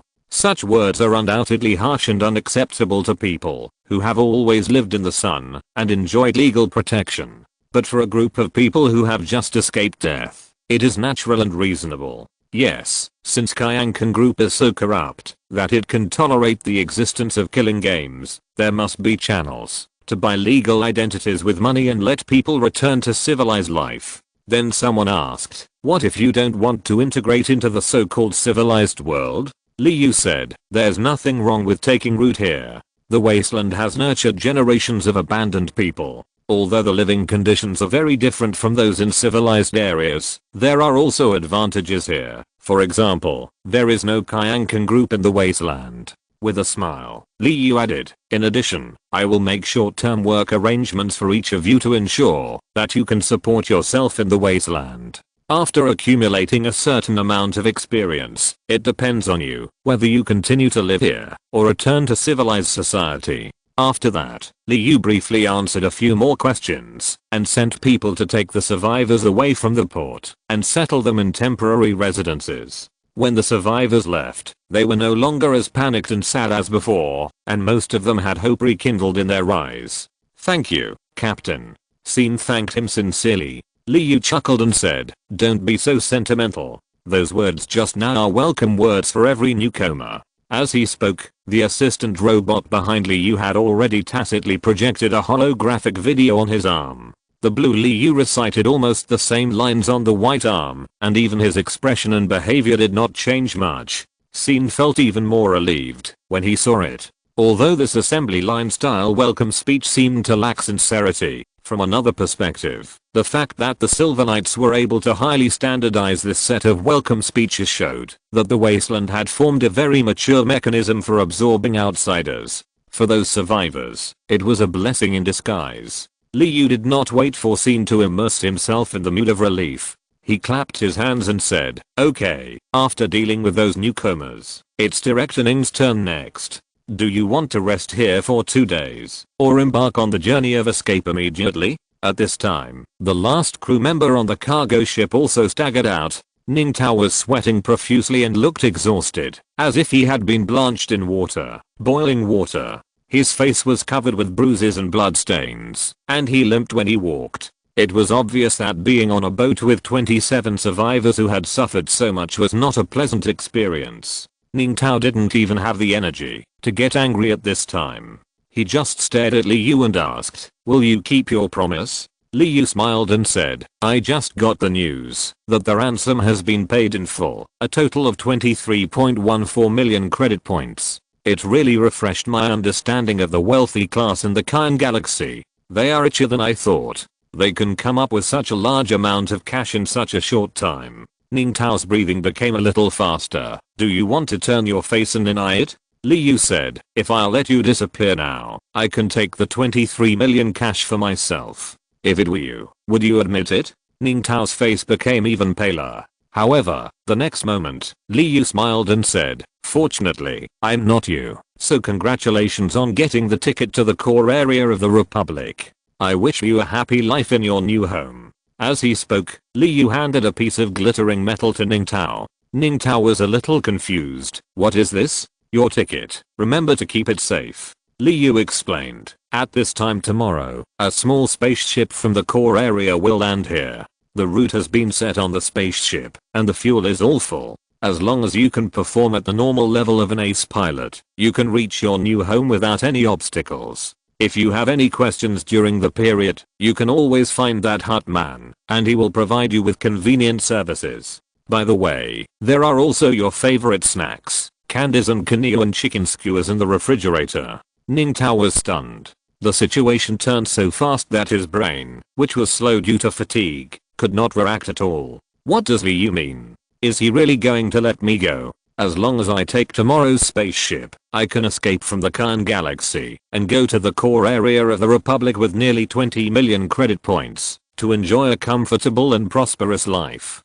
Is there really such a cheap good thing in the world? Was it a tactic of playing hard to get? Was it a way of giving people hope first and then despairing them? Wouldn't that small spaceship suddenly explode into fireworks after leaving Sun? Exclamation mark. Li Yu gave a very considerate and thoughtful answer to Ning Tao's questions. He beat Ning Tao to a temporary hotel near the port, closed the door, clapped his hands and turned away. Chapter 59 Night Talk. After seeing Ning Tao off, Li Yu turned around and looked at Xin, who was watching the whole process. It's strange why I did this? Xin looked at the small hotel that looked like a cage and said, I didn't expect you to be honest and trustworthy, even when facing a heinous person. Li Yu smiled and said, indeed, Ning Tao is an heinous person. With what he did on DUI 4399, he is sentenced to death 10 times and 200 years in prison. For such a scum, it doesn't matter if I betray him occasionally. The reputation of the Silver Knights is not earned by stubbornness. Xin added, and the survival foundation of the Silver Knights is in the wasteland. The people here should not be happy to see you let go of a villain from the Kyankan group. Li Yu said with a little surprise, I didn't expect that you have only joined for a short time, but you have already had a fundamental understanding of the Silver Knights. It is true that I can tear up the agreement regardless of the opinions of my colleagues, but I must consider the hearts of the people in the wasteland. And I believe that no matter how to conduct public opinion surveys, at least 90% of people support Ning Tao's death penalty. But I still let him go. Do you know why? Xin really couldn't understand Li Yu's logic. Because first, public opinion polls can never fully reflect the truth. It is true that 90% of the people here support Ning Tao's death penalty, but if I decide to let Ning Tao go, at least more than half of them will change their positions on the spot and stand on my side. They will trust me more than they trust themselves. The strong confidence when Li Yu spoke left Xin speechless. Perhaps in this deserted area, Li Yu does have such appeal. Even if he refers to the huts as jungle chickens, people will support him without hesitation. Second, it is more beneficial for us to let Ning Tao go. Although killing him can please the people and allow us to take 23 million cash for ourselves, letting him go can let the people of the entire Kyan galaxy know that the Silver Knights can help those who want to escape from the sea of suffering. Xin couldn't help but frown when he heard this. What is more beneficial? And what does it mean to escape from the sea of suffering? Exclamation mark. It's as if Ning Tao is so wronged. Li Yu saw Xin's doubt and said, the perpetrator may not be the victim at the same time. Ning Tao is indeed unforgivable, but he is also just a link in a long chain of persecution. Those who are born rich can use him as a running dog, and this is when he has become the director of the branch. Before that, he has suffered a lot. Xin couldn't help asking, are you making excuses for him? I'm just stating the facts. Li Yu said, any corrupt organization will inevitably hurt its own people, and this is also the reason why most corrupt organizations eventually collapse. Even the insiders can't bear the damage of corruption and can't wait to overthrow it. There are countless people with similar situations to Ning Tao in the Kyankan group. If there is a chance to stab the old boss in the back and then escape, I believe many people will be tempted. And the more people who are tempted, the closer this organization is to collapse. Xin was silent for a while and said, is your ambition to overthrow the Kyankan group? Li Yu laughed, I'm sorry I went off topic. The correct statement is that the more people are interested, the more people will come to me to do business. Compared with the short-term profit of 23 million and the immeasurable long-term profit, I value the latter more. That's all. Xin doubted that Li Yu was not telling the truth, or that, compared with the so-called long-term profit, overthrowing Kyankan group might be more important to Li Yu. But it was obvious that the other party did not want to expand on this topic. Well, it's a rare and difficult task to complete. Go back and have a good rest. There are more difficult tasks waiting for you next. That night, Ning Tao tossed and turned in the small hotel. His fat body twisted on the simple bed, and the bedboard was constantly squeezed out of the sharp creaking sound of deformation. Although he carefully asked the hotel staff to send a few sleeping pills in the evening, it was not known whether the medical level in the deserted area was too backward or he was too worried. Until late at night, Ning Tao could not feel sleep at all. Only the dryness of his eyes and the constant pressure from his heart made Ning Tao clearly realize that he was in a state of mental fatigue and severe lack of sleep. Under such circumstances, driving a spaceship to escape would undoubtedly pose a great safety hazard. However, the premise is that he really has the opportunity to drive a spaceship to escape. Ning Tao never believed that Liu would really let him go so easily. No matter from which angle he thought about it, Ning Tao was now like a free-range chicken on the slaughter line. It would be a shame to not cut meat and bleed this production line. Under the erosion of fear, as long as Ning Tao closed his eyes, all kinds of miserable pictures would always appear in his mind unconsciously. He saw innocent people fleeing in the vast wilderness under the drive of blasters. Unarmed civilians were driven to fight with the Buha giant scorpion. The injured were tied to the test bench and suffered from the torture of highly toxic drugs. These were all real tragedies that had happened on DUI 4399, but in the pictures in Ning Tao's mind, the faces of the victims were all replaced by his own. Finally, after witnessing his own tragic death by falling off a cliff again, Ning Tao couldn't help but turn over and open his eyes. He had completely given up on falling asleep. However, the moment he opened his eyes, Ning Tao felt a piercing chill quickly spreading from the top of his head to his whole body. In front of the bed, a person stood there. After a moment of stagnation, Ning Tao finally had the proper reaction of fear. He wanted to shout, but found that his throat could no longer make a sound. He wanted to retreat, but his muscles were already soft and weak. He could only lie on the bed and wait for the doom to come. However, unexpectedly, the person in front of the bed did not kill him. Instead, he took 2 steps back and took the initiative to light up the dim light at the head of the bed. Then Ning Tao squinted his eyes and saw the man's face clearly. It was a very familiar young face, a newcomer from the ace team of Silver. Scene. Ning Tao recalled. "Good evening, Director Ning," Scene said in a cold tone. "I have a few questions to ask you." Ning Tao was stunned for a moment, then realized that the other party was not here to kill him, so he nodded quickly. "Excuse me," Scene said. "Do you know Ziyan?" Ning Tao was stunned again. How could he not know him? He was the chief of Kyankan security, Ning Tao's immediate superior. "So, do you know what conflict he has with the Nan family?" Ning Tao was stunned for a longer time this time, because he had no idea what Scene was asking. Scene did not urge him, but just stood quietly in front of the bed, waiting for Ning Tao to answer the questions. It was late at night, and he still had a lot of time. So, instead of impatiently forcing Ning Tao to give an untrue answer, it would be better to give Ning Tao more time to think it over before answering. After all, there would be no second chance for such a conversation. Chapter 60. Every villain seems to have no choice.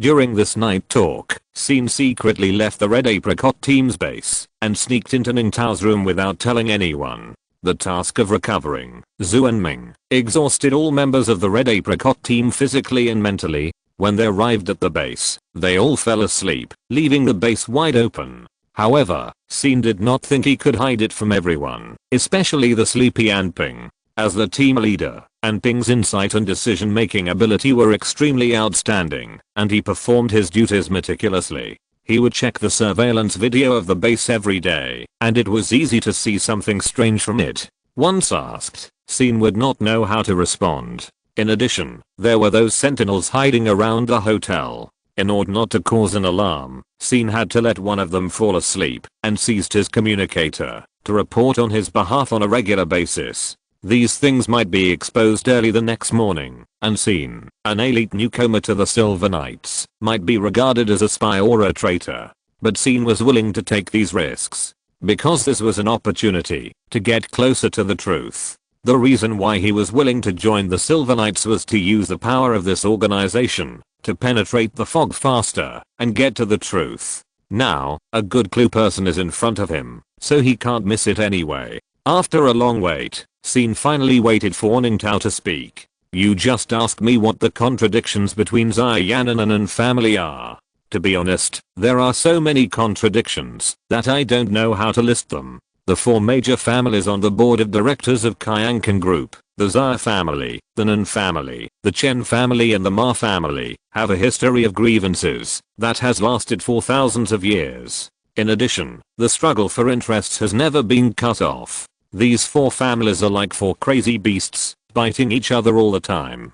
Scene nodded. These are basic common sense of the Kyan galaxy. He had memorized them by heart before he took the cargo ship to the Kyan galaxy. Ning Tao added, as the chief thug of the Xia family, Xia Yan always likes to charge ahead, so of course his relationship with the Nan family is the worst. If you want to talk about specific examples, I can easily name several. For example, Xia Yan once vigorously suppressed the Nan family faction in the Security Bureau and removed 3 branch directors in a row within a year, but he was not too soft on the people of the other 2 families. After all, the Security Bureau as a whole is dominated by the Xia family, and the other 3 families have been suppressed. For example, Xia Yan led the team to arrest many senior officials of the Nan family in the name of security. Xin frowned when he heard this. This was certainly not the information he wanted, it was too general, but judging from Ning Tao's expression, it didn't seem like he was deliberately concealing it. He really didn't know what to say, so he could only talk about it in general terms, and couldn't get to the point. Xin then prompted, is there any conflict that Xia Yan would resolve at the cost of his life? When Xia Yan framed the Jedi Master and his apprentice in Xiajing, he held a sniper rifle on his head and put his own life at risk, which left a particularly deep impression on Xin. Ning Tao was stunned by the question, not at all risking his life. I really don't know. Although Xia Yan's nickname is Buha Fighting Dog, and he is known for his madness and greed, he is actually very meticulous in doing things, and he cherishes his life like gold. In every bold action, he always hides in the safest place. Xin asked, so, what can make him act out of character? Ning Tao was silent for a moment, and after a long time he smiled bitterly and said, I really don't know, and I have never seen him not risking his life. Xin prompted, what about the death of Nanhali? Ning Tao was surprised. Nanhali? That was the Nan family's own security negligence. What does it have to do with Director Xia Yan? The Zun branch has always been lip service to the orders of the General Administration and refused the intervention of other branches in the General Administration. So Nanhali's accident on his own territory can't be blamed on others. Afterwards, Xia Yan did not extend his hand to the Zun branch, which was a rare way for the Nan family to save face. Is this a contradiction? Xin observed Ning Tao carefully and found that his surprise was genuine. It was obvious that he really thought that Nanhali's death was an accident. What about Nan Kai and Iu? Ning Tao was even more surprised. Didn't he die accidentally? If I must say, he didn't die honestly in his own territory, but ran to the capital to die. It's really a headache, but that's all. Xin nodded. Although there is still no substantial information, at least it is clear that Nan Kai and Iu's death has been officially determined to be an accidental death. It can be regarded as a blessing in disguise. At least it is much better than the official framing of the GD. At this moment, Ning Tao suddenly remembered something. If we don't mention the conflict with the Nan family, I know who can make Director Xia Yan risk his life for Xia family's Council of Elders. It is said that Xia Yan himself relied on the appreciation of the Council of Elders to be promoted all the way to the position of Director of the Security Bureau. Xin asked, so he is grateful to the Council of Elders? No, he will not be grateful to anyone, but the Council of Elders can promote him, and of course they can abandon him. The pawns in the hands of the Council of Elders never hesitate to risk their lives when doing things, because they don't want to experience torture worse than death. At this point, Ning Tao even shuddered involuntarily. This detail made Xin believe his words. But then, Ning Tao said, but the Council of Elders of the 4 great families will never go to war with other families easily, let alone murder members of the Kyankan Group's board of directors. This is a taboo for the 4 great families and the basis of their survival. Kyankan Group was run by the 4 great families thousands of years ago, and it is still run by these 4 great families today. The internal strife for thousands of years has never harmed the overall situation, thanks to the restraint of the Council of Elders of the 4 great families. Otherwise, the Kyan Galaxy would have fallen into civil strife long ago. Xin was greatly surprised. He could hear the sincerity in Ning Tao's tone. Although this person had made up his mind to defect from the Kyankan group, he still did not want people to make unwarranted criticisms of it. But in this way, the problem becomes more subtle. If the Council of Elders was really as restrained as Ning Tao said, why did they still attack Nanhali and then boldly frame the GD Master and apprentice sent by the Republic? Is it that the political structure of the Kyan Galaxy has undergone earth-shaking changes recently? Or is it that Nanheli's death announced the collapse of the order that had been maintained for thousands of years, and the Council of Elders had to give up its usual insistence? In any case, this means that something earth-shattering has happened in the Kyan galaxy, and the most incredible thing is that even Ning Tao, who is barely considered a senior official, was kept in the dark. Countless conjectures suddenly emerged in the mind of Jidizu too, but it was obvious that these conjectures could not be confirmed or falsified here. So Sin had to tap his forehead lightly to forcibly dispel those chaotic thoughts. Since he couldn't get the truth directly from Ning Tao, he could do the next best thing. He continued to ask, "How much do you know about what happened on DUI 9527? In fact, this is the issue that Sin is most concerned about right now. Compared to the truth of the Kyan galaxy, he is actually more concerned about the safety of his master. However, Ning Tao asked back with a bewildered look on his face, "What happened to DUI 9527? Sin was a little unbelievable. "You are the director of the DUI branch, right? You don't even know what happened on your own territory?" Ning Tao was immediately asked with a face full of grievances, and his tone was even a little impolite. "You also know that I'm the director of the DUI branch in the asteroid belt. Among the 8 branches of Kyankan security, the DUI branch has the lowest status, even lower than the branch of the polluted planet Gen. There are tens of thousands of broken asteroids. How can I manage them with the few thousand people I have?" While speaking, Ning Tao sighed again and said, "In fact, no one expects me to manage it. DUI is a large garbage disposal plant in the entire Kyan galaxy. All kinds of shady things are done in the asteroid belt, just to make sure no one can manage it. Some pharmaceutical companies conduct illegal experiments there, some officials who consider themselves honest build their own private mansions there, and some famous model husbands keep mistresses there. By the way, everything you saw on DUI 4399 is also a very typical example. Many of the powerful children you killed came from the 4 major families. They have long been tired of ordinary stimulation. Only slaughtering living people can make them feel satisfied. The hunting of living people has long existed in the Kyan star system. I'm just a current receptionist." Sin snorted coldly and did not take this seriously. Many scumbags will never face their sins until they die, and will only find excuses for themselves in every possible way. Ning Tao is nothing more than deceiving himself to exchange for peace of conscience, so that he can live a stable life as a hidden rich man in the future.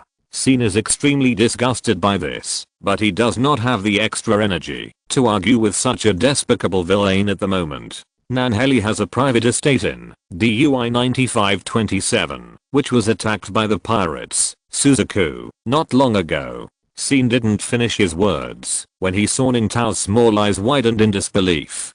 "Suzaku attack Nanheli's estate? Impossible?" Chapter 61 Really good news. Sin was choked by the word impossible. This Ning Tao is the security director of DUI, right? A vicious public security incident of pirates raiding his own territory happened, and after so long, he was not only unaware of it, but he couldn't even guess the possibility.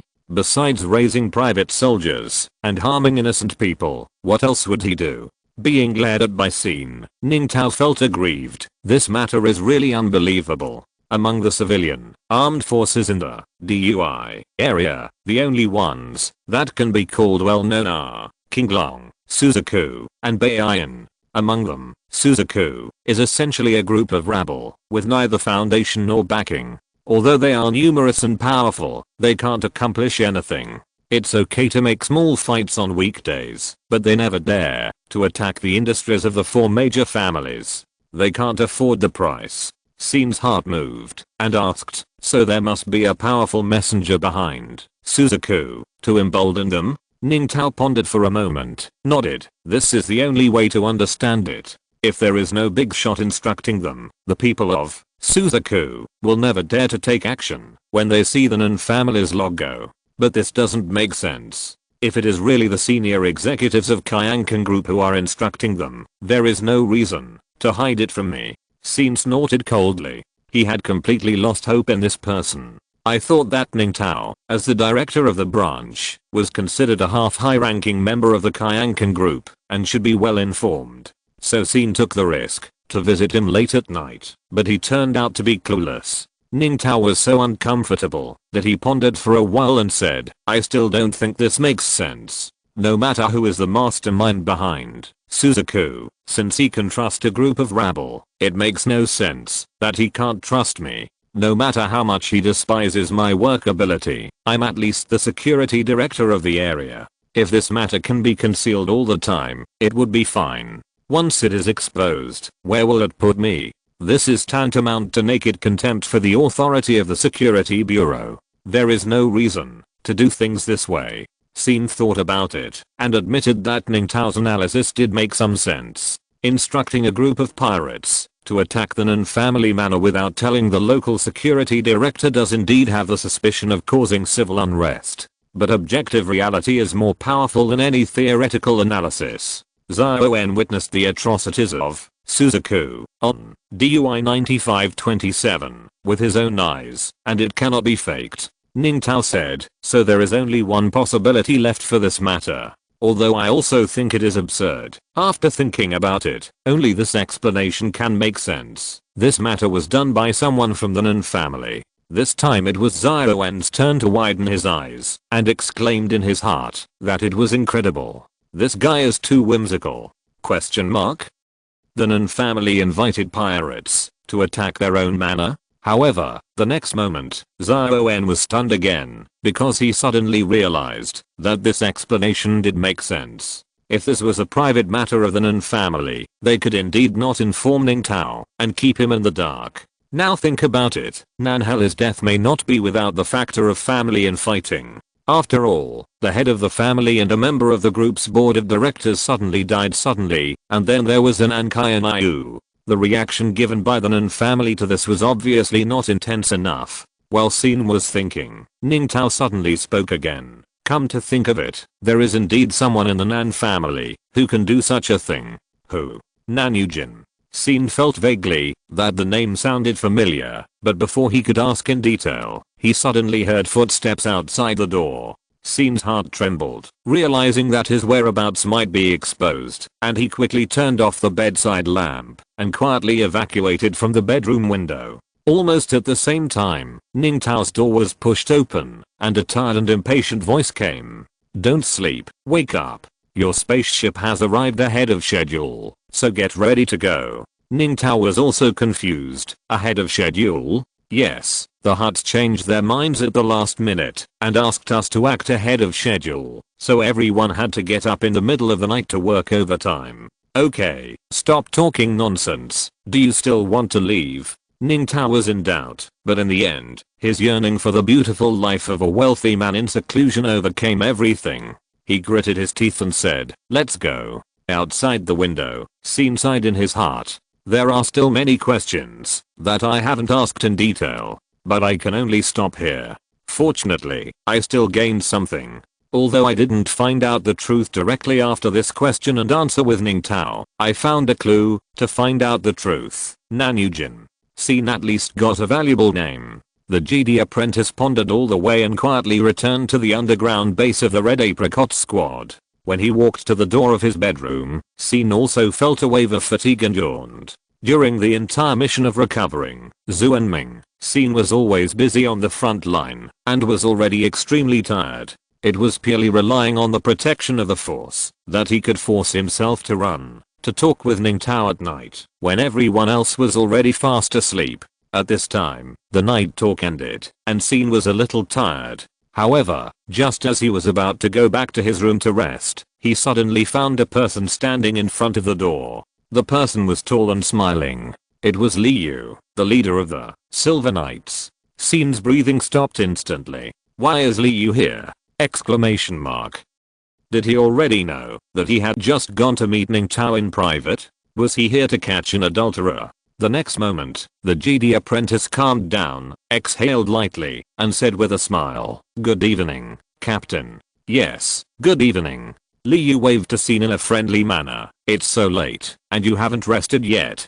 No matter how energetic a young person is, it's inevitable that he will hurt his body. Scene asked, "Then can I go to rest now?" "If I ask you to rest now, can you really sleep?" Liu smiled. Now I have good news and bad news. Which one do you want to hear first? Scene said, listen to the bad news first. Liu said, the bad news is that in this mission, your losses have increased from 3 million to 6 million. Scene was stunned for a moment before he realized that Liu was referring to the spoils of war in the armed cargo ship seized from DUI 4399, which were worth tens of millions. In order to save people, Scene automatically gave up this part of the mission dividend. But Scene himself didn't care at all. GD Knights are not greedy for money.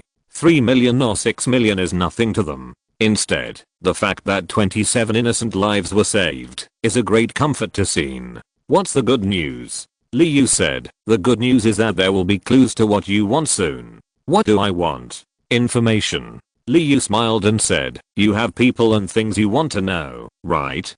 For example, the survivors in the manner of DUI 9527 or something like that. At this moment, Scene's heartbeat suddenly accelerated uncontrollably. If you're listening to this novel on a channel other than Fanfic World, it means they downloaded and uploaded it without effort. We cordially invite you to visit our channel, Mundo Fanfic Novelos. There you'll find the original version of this story and you can explore many other novels of various genres. We're waiting for you to immerse yourself in a world of incredible novels. Chapter 62 New Job. Scene's reaction made Liu laugh.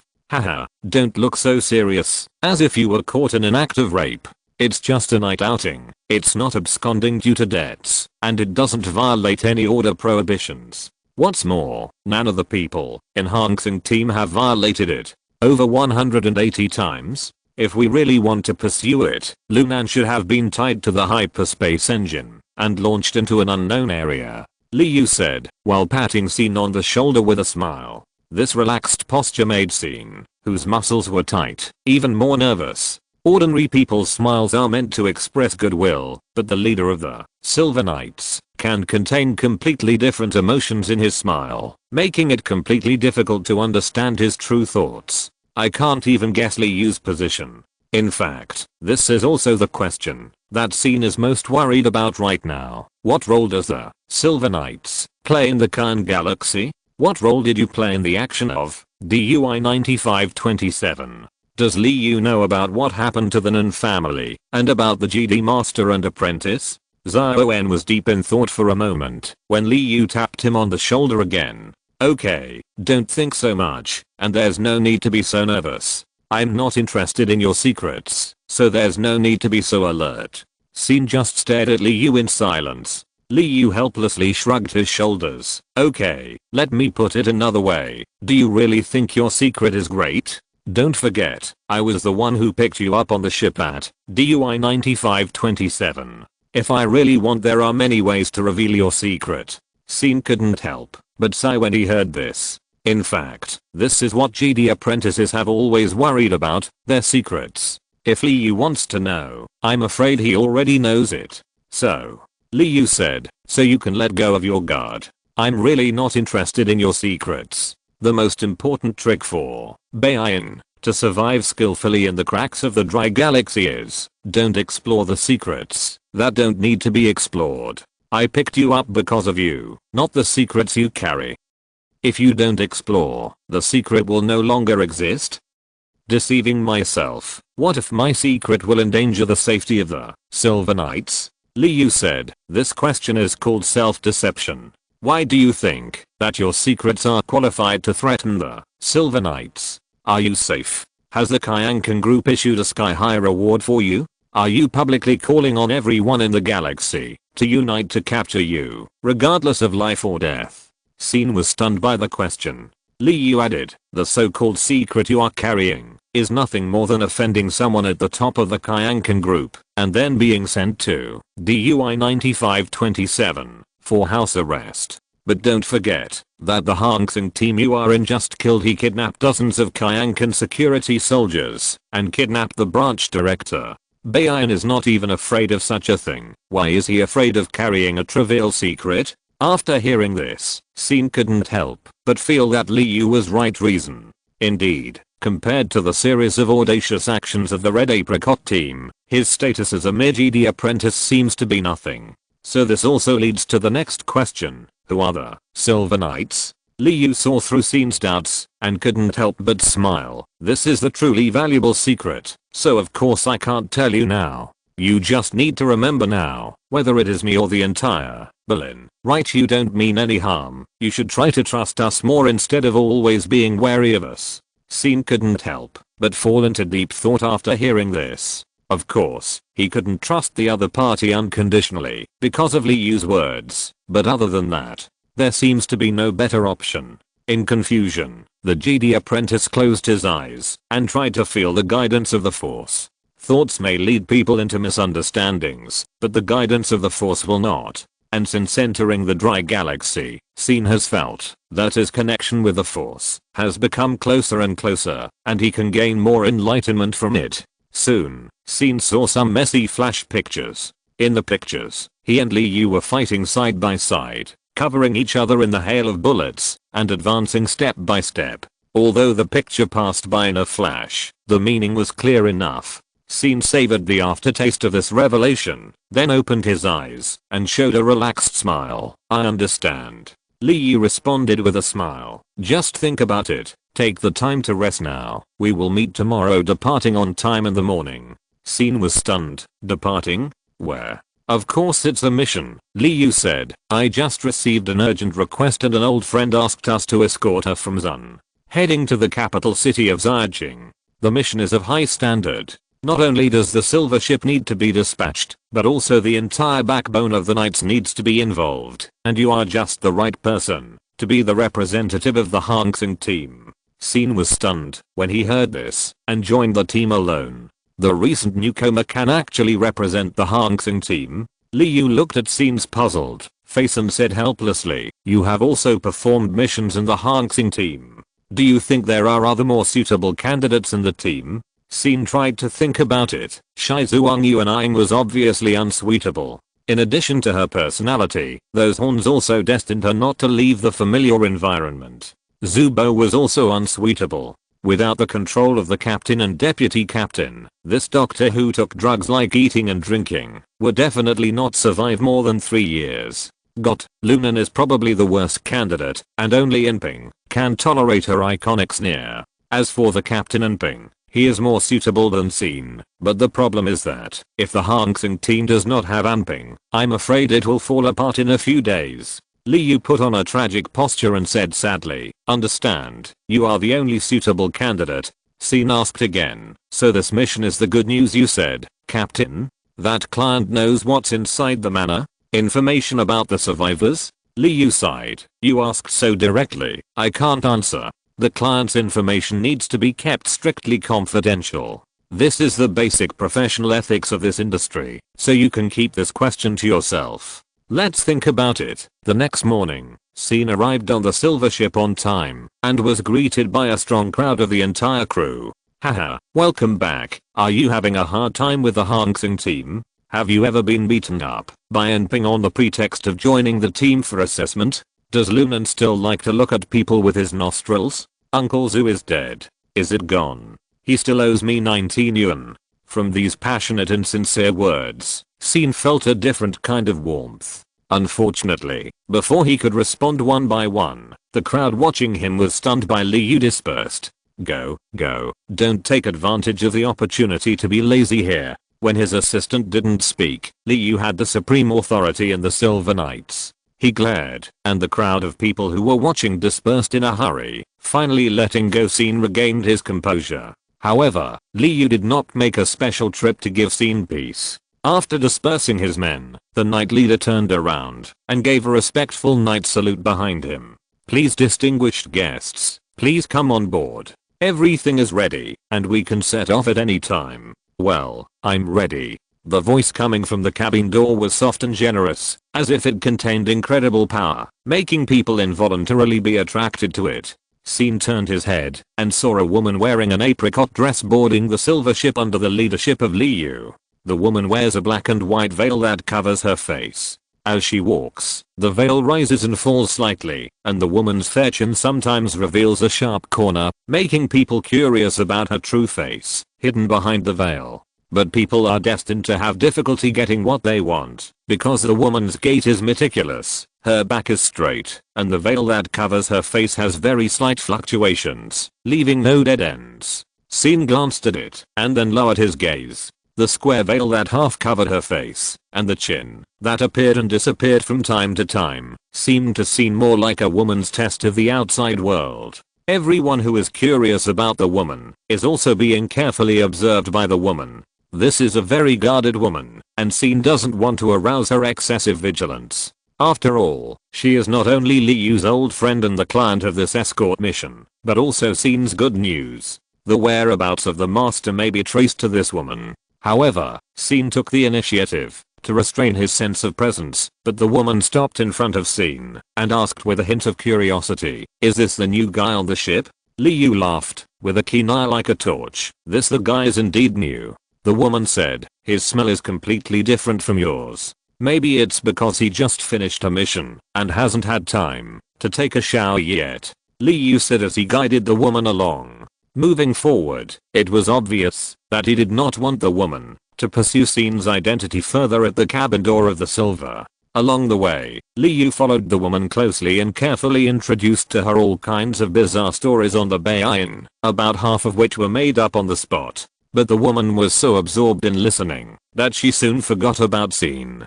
Scene shrugged regretfully, not caring at all. Departing from Zun to the capital, Kun. If you take the shortest route, you can arrive in a few hours at most. However, this escort mission chose a rather lonely route. Not only did the journey double, it also had to cross a small area. There are several dangerous areas in the planetary belt, DUI, so there is still a lot of time on the road. Scene believes that he will have enough opportunities to contact the good news lady and get the news he wants from her. But before that, he still has a lot of work to do. Liu left him a work list with a dense list of work projects, from spacecraft machine repair and maintenance to weapon system debugging, from combatant simulation training to kitchen help. The project content was all-encompassing, which made Zioen realized first and the profound meaning of the phrase representing the Red Apricot team. He needed one person to complete the workload of a team of people. Chapter 63 Imagination. However, Scene was busy until the night of the Galaxy Standard Time and failed to see Ms. Good News again. Miss Good News didn't seem to want to have more contact with the people on the Silver Ship. After listening to Liu's story session, she stayed quietly in the room, waiting for the spacecraft to take her to her destination. During this period, the woman stayed behind closed doors throughout the entire trip. Even her 3 meals were served through a special transmission tube in the cabin, and she did not meet anyone at all. So at the end of the day, Scene got nothing except busy working on the boat and being so tired that he wanted to stick out his tongue. So when it was time for dinner, Scene couldn't help but be in a trance, and he didn't even realize that the Canyuan chicken pie on his plate was taken away by the person next to him. Fortunately, someone stopped this evil act in time. Chen Sanwen, who was beside Scene, unceremoniously stretched out his chopsticks and returned the chicken cake from the thief's plate to its original owner. Then he frowned and reprimanded, "Huang Siwen, are you shameless? Even young people want to grab the food."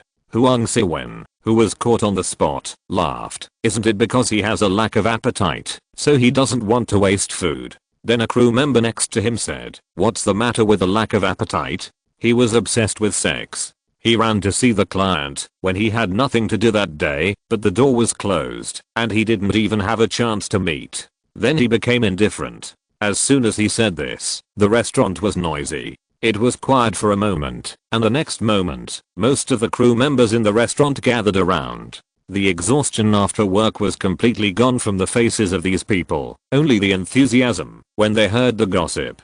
"Tell me more about it. Scene has fallen in love with that client? Really? The client has always been wearing a veil and has never shown his face. How can he like him?" Ignorance. It's true that she didn't show her face, but her figure is still visible. "Do you think Scene is a shallow backward face person like you?"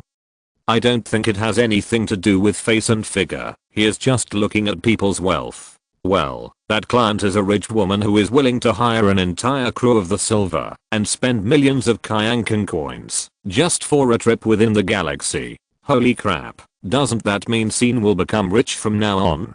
Scene From today on, I'm your best friend. A group of people were arguing, and the topic became more and more outrageous. After a while, everyone was planning how to get Scene to be with him as soon as possible. The rich woman divorced to divide the family property. Scene couldn't help but laugh and cry. As a topical figure, he couldn't even get a word in from the beginning to the end. He simply said nothing and silently picked up the food on the plate, letting the people around him arrange his marriage. He only planned in his mind how to find an opportunity to meet the good news lady. At this moment, someone among the crew suddenly raised an interesting topic. Speaking of which, who is that rich woman? Sister Kyan, do you know? The woman called Sister Kyan is the secretary crew member who directly serves Bay on the Silver, and she is quite well informed and reliable. Although just now when everyone was arrogantly arranging Scene's ideas, her mind was the brightest. But people also knew it was just a joke on her part. When it comes to serious matters, Sister Kyan is always the most reliable. Sister Kyan shook her head. I don't know at all. The client's information is a top secret matter. Only Bosley and Lord Bay know about it. Wait, top secret matter? Generally speaking, does the client's information need to be kept so strictly confidential? Last month, people from Cunning and Agriculture asked us to go to Gen to collect contaminated biological samples, but the client's information was not kept secret from us. Sister Kyan shrugged. It's up to you to think about this problem. I have more. You can't say. This sentence undoubtedly stimulated people's desire for discovery, and soon someone enthusiastically came up with clues. I remember that the last time the client was classified as a top secret task was DUI 9527. DUI 9527? Yes, that's right. The whole task was a mystery from beginning to end. From the moment of commissioning, only Bosley and Master Bay know the details of the mission. Wait, isn't that where Scene got on the boat? At this time, Huang Siwen's eyes suddenly lit up in the crowd, and he couldn't help but reach out and pat the dining table. He made a loud noise and shouted, "Holy shit, everything is connected." The people around him turned their eyes one after another, not even paying attention to Huang Siwen's slap, which caused many plates of soup to splash and stained everyone's face's clothing. People gathered together and asked questions with great interest. How did you contact us? Come on and let us criticize you.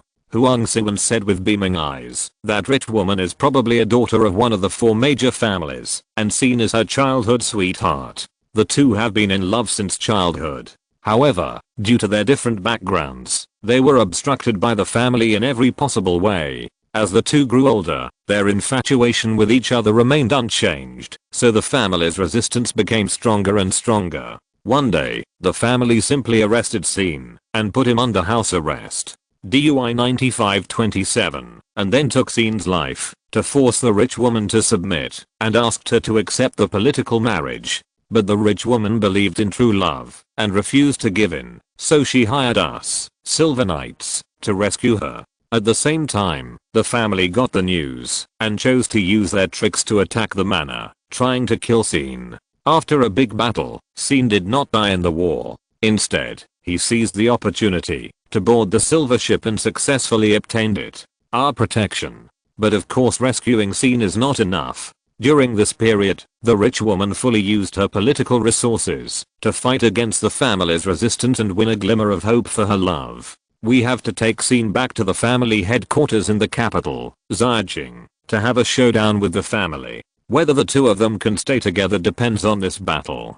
Before the decisive battle, both of them felt uneasy and wanted to spend his last comfortable time with the rich woman, but the rich woman was afraid that the temporary comfort would make him lose his fighting spirit, so he chose to stay behind closed doors. At the same time, in order to protect Scene, he tried to suppress his feelings and pretended that he didn't recognize him. After the decisive battle is won, let's release the love in our heart. At this point, Huang Siwen slapped the dining table again, raising his head and asking everyone, "How do you think my analysis makes sense?" For a moment, even Scene was stunned. This guy's analysis was so reasonable that even Scene himself believed it. It turns out that I'm still entangled with such a touching love story? Scene himself was shocked, let alone others. After a brief silence, the restaurant immediately fell into a sea of noise. People gathered around Scene, singing praises of great love and offering their blessings to the suffering couple. Suddenly, there was an extra chicken patty on Scene's plate. Countless, one after another, a mountain of meat cakes was created. Even Chen Sanwen sighed. I didn't expect that this unforgettable love story behind Scene was discovered by Huang Siwen, a middle-aged virgin. Huang Siwen said proudly, "What's wrong with the virgin?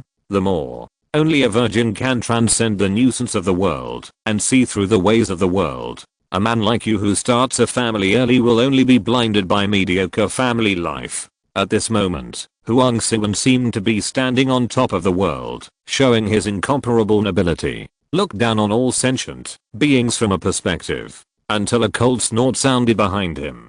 "Since it's so good to be pure and devoid of desires, then you don't mind if I clear out the bad image data you collected, right?" Huang Siwen fell from the top of the world to the abyss in an instant. "Li, Boss Li, when did you come?" Li Yu said with a sullen face. "Let's start with you stealing Scene's chicken pancakes." Huang Siwen suddenly turned pale. "Boss Li, it was my fault, please show mercy to those image data." Li Yu ignored the failed virgin, but looked around at a group of crew members who also turned off their engines, and said, "Since you are so energetic, why not come here before going to bed?" 2 rounds of training. The word training seemed to have a huge magic power, which directly caused a group of happy crew members to panic. "Boss Li, don't make such a scary joke. You'll have nightmares at night." Li Yu smiled lightly. "So you still expect to be able to sleep and dream at night?" "Oh, Boss Li, don't do this. I have to go back and change my pants." After all, Li Yu didn't kill all his family members. After dispersing the group of miscreants, he sat down in front of Scene. At this time, they were the only 2 people left in the restaurant. Li Yu sighed and said, "In the past few years, I have always insisted on happy education to my subordinates, which made them a little too happy." Scene shook his head and smiled. "It's nothing. Those whimsical ideas are more or less some inspiration." Chapter 64. No solution. The inspiration, Scene said, was the absolute truth. Although Huang Siwen's improvised love story was essentially nonsense, several key plots did give him inspiration. Although the Jedi apprentice could not see the truth of the matter, he vaguely caught the clues to the truth. Li Yu said, "It's good to have inspiration, but unfortunately the client is much more introverted than I thought. I thought that, after introducing her to the various legends on the ship, she would become interested in the silver and stroll around the ship when she had nothing to do. It seems that I was being too sentimental." Before he finished speaking, Bei's voice sounded on Li Yu's wrist. "If your crappy stories copied from street literature could be more reasonable, the probability of her going out would indeed be higher." Li Yu helplessly defended. "I thought these highbrow rich kids would be more interested in street literature out of curiosity." Bei said, "With your background and experience, why do you think you can understand the thoughts of rich kids? Are you here to argue? I want to remind you that the spacecraft radar has detected a large number of hostile units. Please return to the cockpit as soon as possible to command." Li Yu's face changed. "Hostile units? A large number? In a place like this?" While speaking, Li Yu didn't care about comforting Scene and rushed to the cockpit like the wind. A few seconds later, the red warning light on the spacecraft was lit. The joyful atmosphere on the silver was swept away, and all the crew members put away their laughing expressions and seriously entered their respective positions to prepare for the battle. Scene also changed into combat uniform and quickly took his place. His position on the silver was a mechanic. He soon saw familiar faces such as Chen Sanwen in the mechanic room at the rear of the spacecraft. Under the flashing of the warning light, Chen Sanwen's gentle face had become solemn. He simply nodded to Scene and continued to focus on the dashboard in front of him. All the data about the silver were summarized here. Chen Sanwen must keenly capture the anomalies and eliminate them as soon as possible. This mechanic system is very similar to that of the red apricot.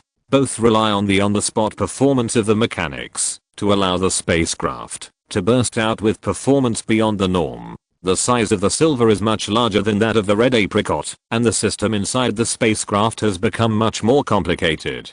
Scene stood in Chen Sanwen's assistant position tacitly, cooperating with him to make the final repairs and fine-tuning, while also being a little curious, who is blocking the silver here? At present, the silver has completed more than half of its voyage, and is at the edge of the asteroid belt, DUI, between Zun and Kun. This is a very remote and dangerous area. Even smuggling ships rarely pass by here. However, the radar of the silver scanned a large number of hostile units. This route was chosen by Ms. Good News. It completely deviated from the conventional route, obviously to avoid some possible troubles. But now it seems that the silver has not only failed to avoid trouble, but has also walked into a trap. Not long after, accompanied by a violent shaking of the silver, the battle officially began. Almost instantly, the dashboard burst into a chorus of alarms. Many readings that Chen Sanwen had finally adjusted to the conventional range, 1/3 of them entered the alarm range.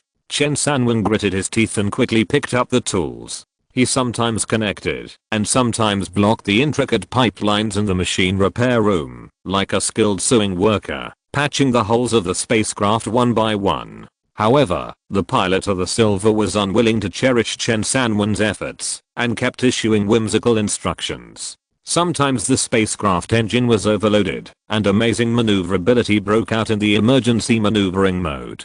Sometimes the weapon system asked for a large amount of energy and coolant to output a violent firepower. During this period, the spacecraft was always subjected to extremely intensive firepower attacks, and the alarm of the shield system almost never stopped. Chen Sanwen was busy in the repair room, and his expression gradually became hideous due to more and more abnormal readings. The silver was almost like a relative to Chen Sanwen, a senior mechanic. At this time, Chen Sanwen's relatives were suffering from inhuman torture, but he didn't even have the energy to curse.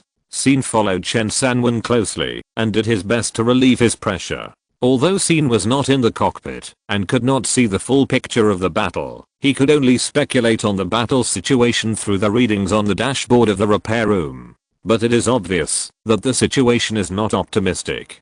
Given Li Yu's cherishment of the silver, he would not have issued such an extreme order if the situation was not dire. According to Scene's understanding of Li Yu, he prefers to deal with his opponents in a playful manner, and only when he has to will he blow his eyebrows and put on a posture of going all out. Boom. With a muffled sound coming from not far away, sparks lingered on the dashboard, and several reading pointers stopped directly, while the Jedi apprentice felt the metal floor under his feet rippling like water waves. Chen Sanwen was stunned for a moment, and then roared, "The cooling room of the left engine has been pierced." Upon hearing this, Scene picked up the toolbox next to the door of the mechanic room without hesitation, and ran to the engine area of the silver. Halfway through, he felt a wave of heat coming at him. The engine area in front of him had ignited a raging sea of fire. The flames spread rapidly outward along the passage, and all the automatic fire extinguishing devices along the way were paralyzed. Scene realized at a glance that this road was blocked. When he was thinking about how to take a detour, several crew members came to him, each holding a fire extinguisher, and spraying a large amount of fire extinguishing agent in front of him. The momentum of the flames was immediately curbed. Seeing this, Scene rushed forward without hesitation on the floor that was still warm. The crew members responsible for extinguishing the fire followed Scene closely without saying a word, using fire extinguishing agents to clear the way for him.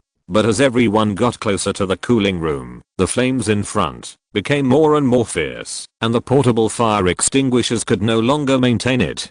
Scene did not resist, and immediately stopped and looked around, and immediately locked onto a slightly raised metal plate on the wall. Scene pulled out a wrench and smashed the metal plate high up, then reached out and lifted the thick plate directly along the raised part, revealing several control lines that were arcing due to overload. He quickly scanned and confirmed that these overloaded lines were the culprits that caused the automatic fire extinguishing device to be paralyzed. He simply shielded one of the lines that was seriously short-circuited with an inhibitor, and then notified Chen Sanwen on the communicator to replace the control line. A few seconds later, the automatic fire extinguishing devices in the surrounding area quickly restarted, and the composite fire extinguishing agent sprayed out from the holes in all directions, extinguishing the raging flames in an instant, and taking away the remaining high temperature.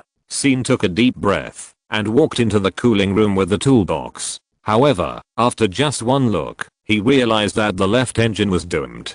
The cooling room was penetrated by several high-energy particle beams. These particle beams not only penetrated the shield and armor of the Silver, but also destroyed the temperature controller and coolant storage tank of the cooling room in one breath. The latter was the most deadly, and the flammable coolant was stimulated by the high temperature and ignited a raging flame. Although the flames are now extinguished, the storage tank is also burned empty. Theoretically, the Silver could draw coolant from the cooling chambers of the right engine and the rear engine, but the spacecraft was still in an emergency maneuvering state, and all the engines were overloaded. There was no coolant left. Once it was drawn, it would likely cause a chain reaction. Scene informed Chen Sanwen of the result, and received silence as a response. Obviously, Chen Sanwen in the repair room was at his wit's end.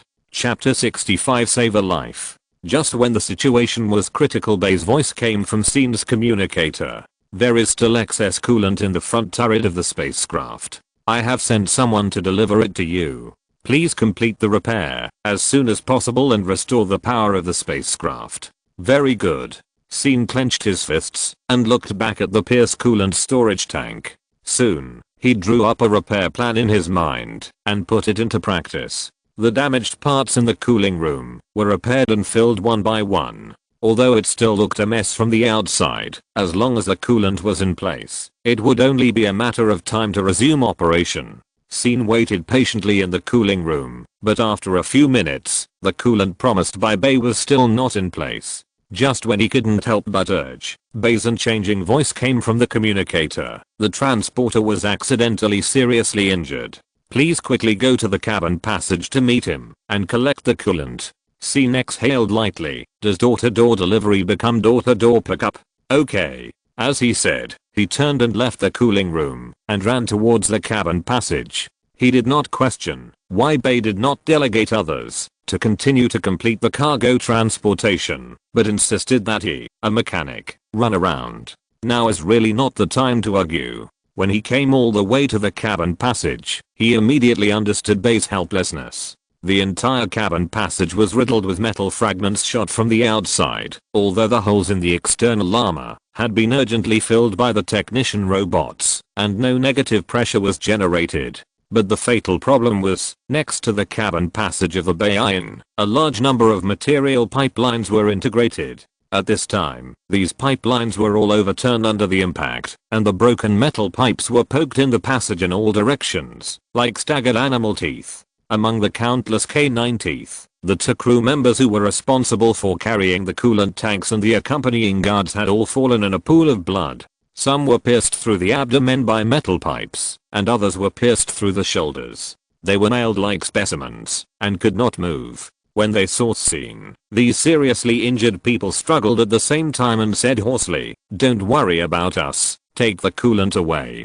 Scene knew the importance of the situation. He couldn't save these wounded now, and if he couldn't get the left engine back to work as soon as possible, the lives of everyone on the Silver would be in danger. So Scene took his steps without hesitation, deftly bypassed the crisscrossing metal pipes, avoided the short-circuited wires and the occasional sparks, and came to the coolant tank in a few steps. The square storage tank was very heavy. Scene picked it up with both hands, but he felt extremely strenuous. This was a heavy object that required two strong men to lift. And now, looking at the crew members who suffered heavy casualties around him, Scene knew that he could only rely on himself. The Jedi apprentice exhaled lightly, letting the omnipresent force flow through his body, strengthening this flesh and blood body. This was a force skill that Scene had mastered since he was a young apprentice. It was simple and unpretentious, but very practical. As the strength of his body increased significantly, the heavy storage tank also became lighter.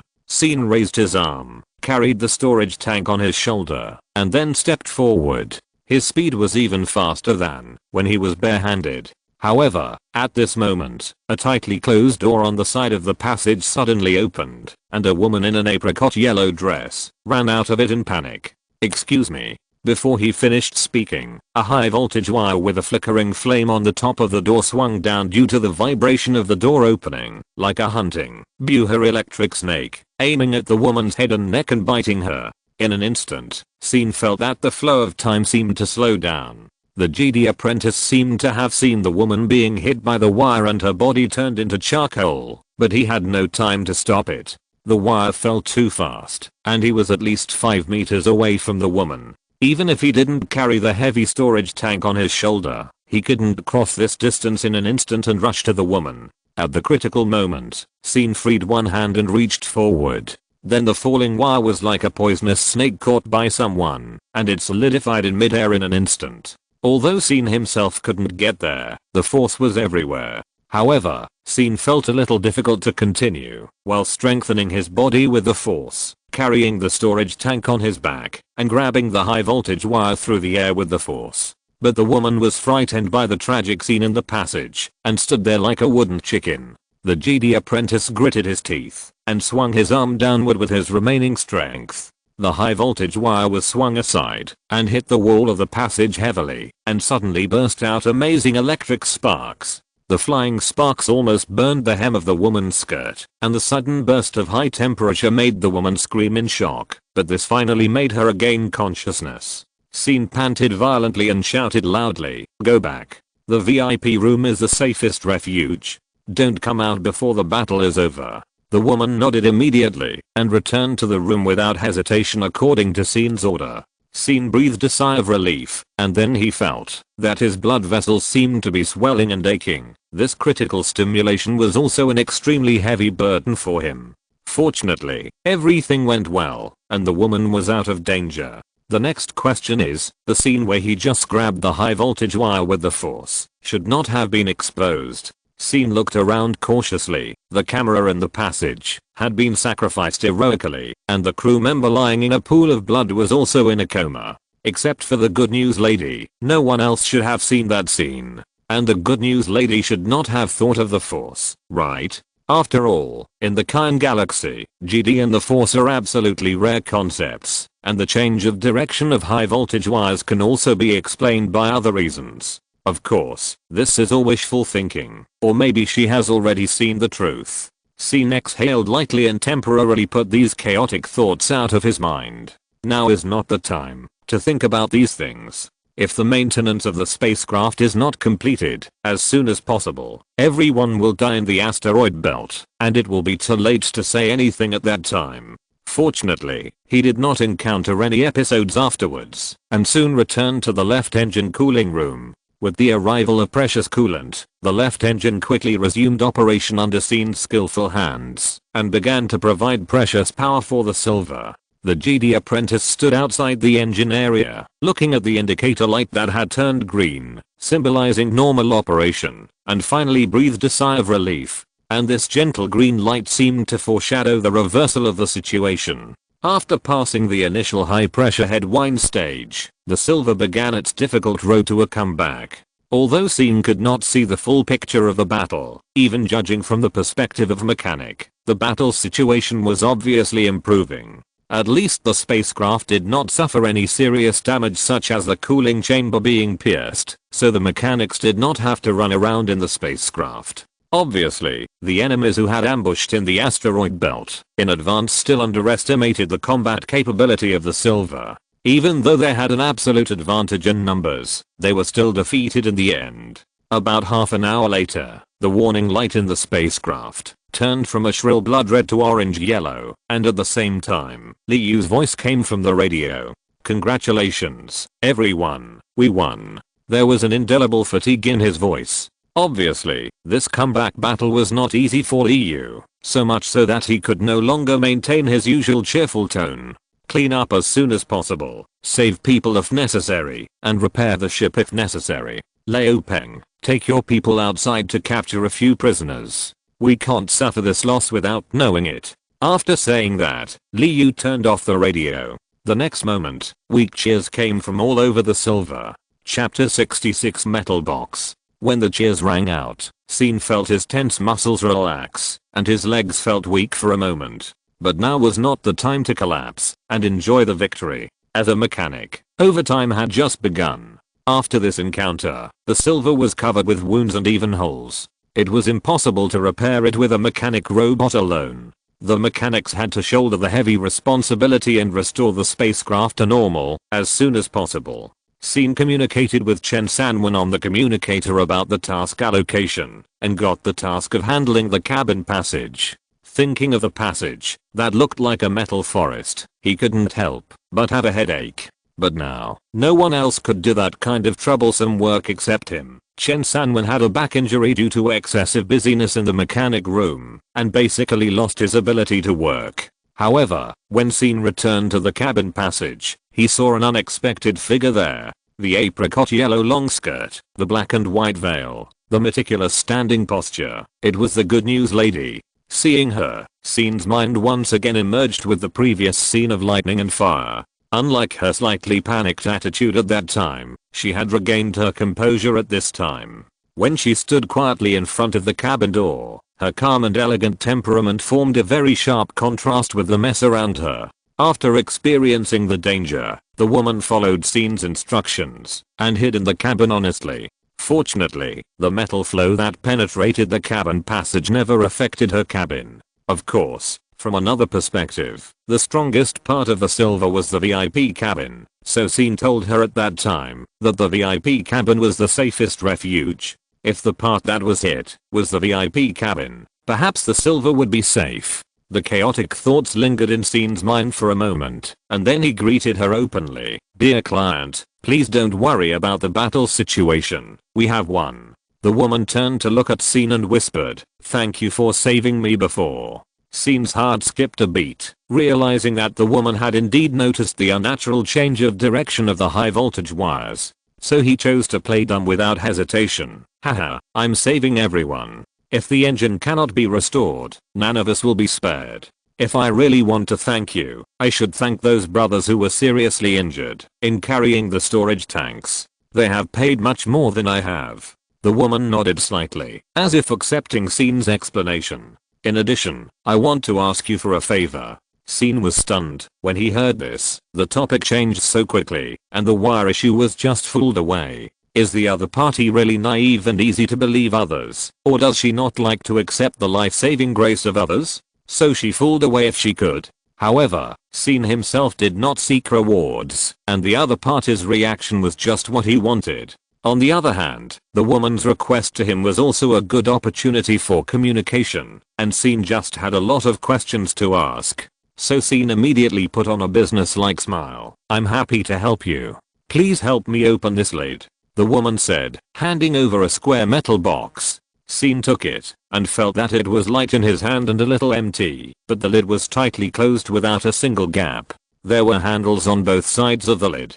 The rough and heavy handles were quite inconsistent with the lightness of the box, so that when SYN held the box, he felt a little top heavy. SYN hugged the box with one hand and pulled the handle with the other hand, pulling it upwards, but the lid didn't move at all, as if it was welded shut. SYN was a little curious. At this time, his strength was far beyond that of an average adult male, but he still couldn't open the lid. What exactly was the box of this good news lady used for? As he thought about it, SYN continued to increase his strength. The strength of the flesh is limited, but as long as he uses the force. Crack. Just when SYN raised his grip to an extraordinary level, the metal handle in his hand suddenly made a cracking sound. SYN let go of his hand in great surprise, only to see a few pieces of broken metal fragments stuck on his palm. The seemingly heavy handle was actually just wrapped in a layer of metal shell, which concealed a very delicate circuit structure. SYN was puzzled. So this is not the lid that can work miracles with great force.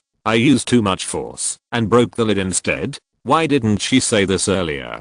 Could it be that she was fishing on purpose? Unfortunately, before SYN could see clearly, the client lady stepped forward and took the box back. "Sorry, there seems to be something wrong with this box." SYN saw the woman's anxious attitude and was confused, but he still handed the box back to her and said, "Sorry, I didn't know it had a special structure." "It's okay, I should have made it clear in advance. If you need it, I can help you unlock the electronic lock." "No need." The woman's voice suddenly became decisive. SYN was stunned and no longer insisted.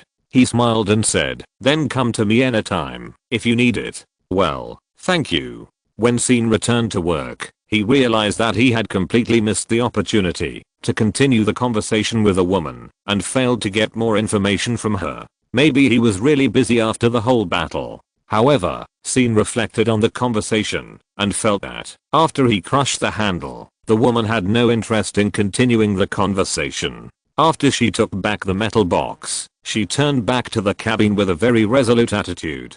So, everything is the fault of the miracle of great force, Scene said to himself with a bitter smile, and then pulled out the broken metal pipe that was inserted horizontally on the wall of the passage. Forget it, we still have half of the journey to go. We can find a chance to talk later. At worst, we can ask Liu for help. He was the one who was behind the incident. Just as Scene was paralyzing himself with work, the client returned to the room, sighed helplessly, and muttered vaguely to herself. Isn't it him? I thought it would be possible, if it was him. Maybe I really thought too much. But in this way, there is only one clue left, but I can't contact the female suspect at all. As the woman spoke, she gently tapped the metal box on the table. Her fingers gently stroked the broken handle of the box lid, but she didn't try to open it.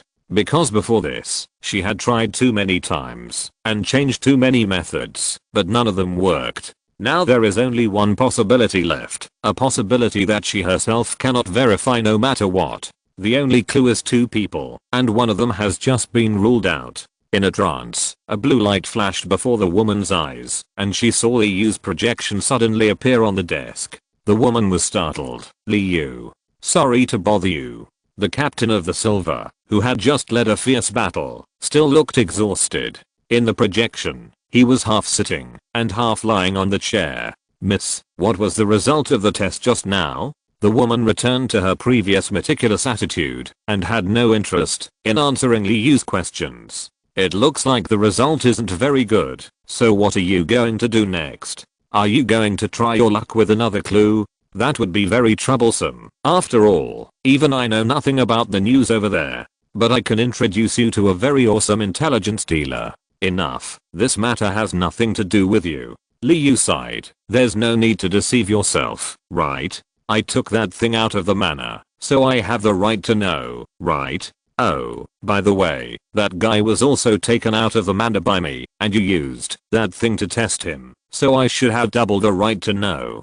The woman said, the right to know is not included in the agreement. In addition to the agreement, there is also friendship between us.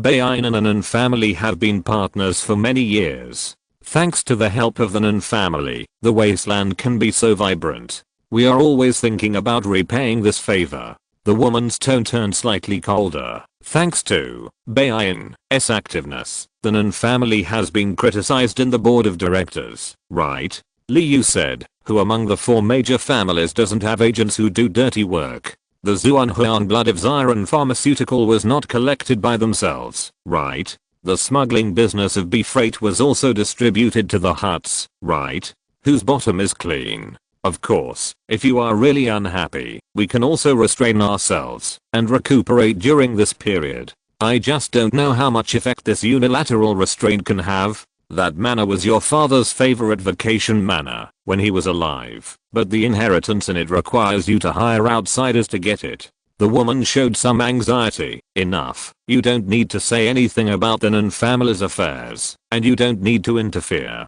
You just need to send me to Zhajing according to the entrustment agreement. Liu said, official business? Well, I have an official question that I want to ask. Miss, what happened to the ambush just now? You personally selected this route, and we gave up our own route out of trust in you, but it seems that we walked into a trap. If we had a little worse luck, all of us would have died here.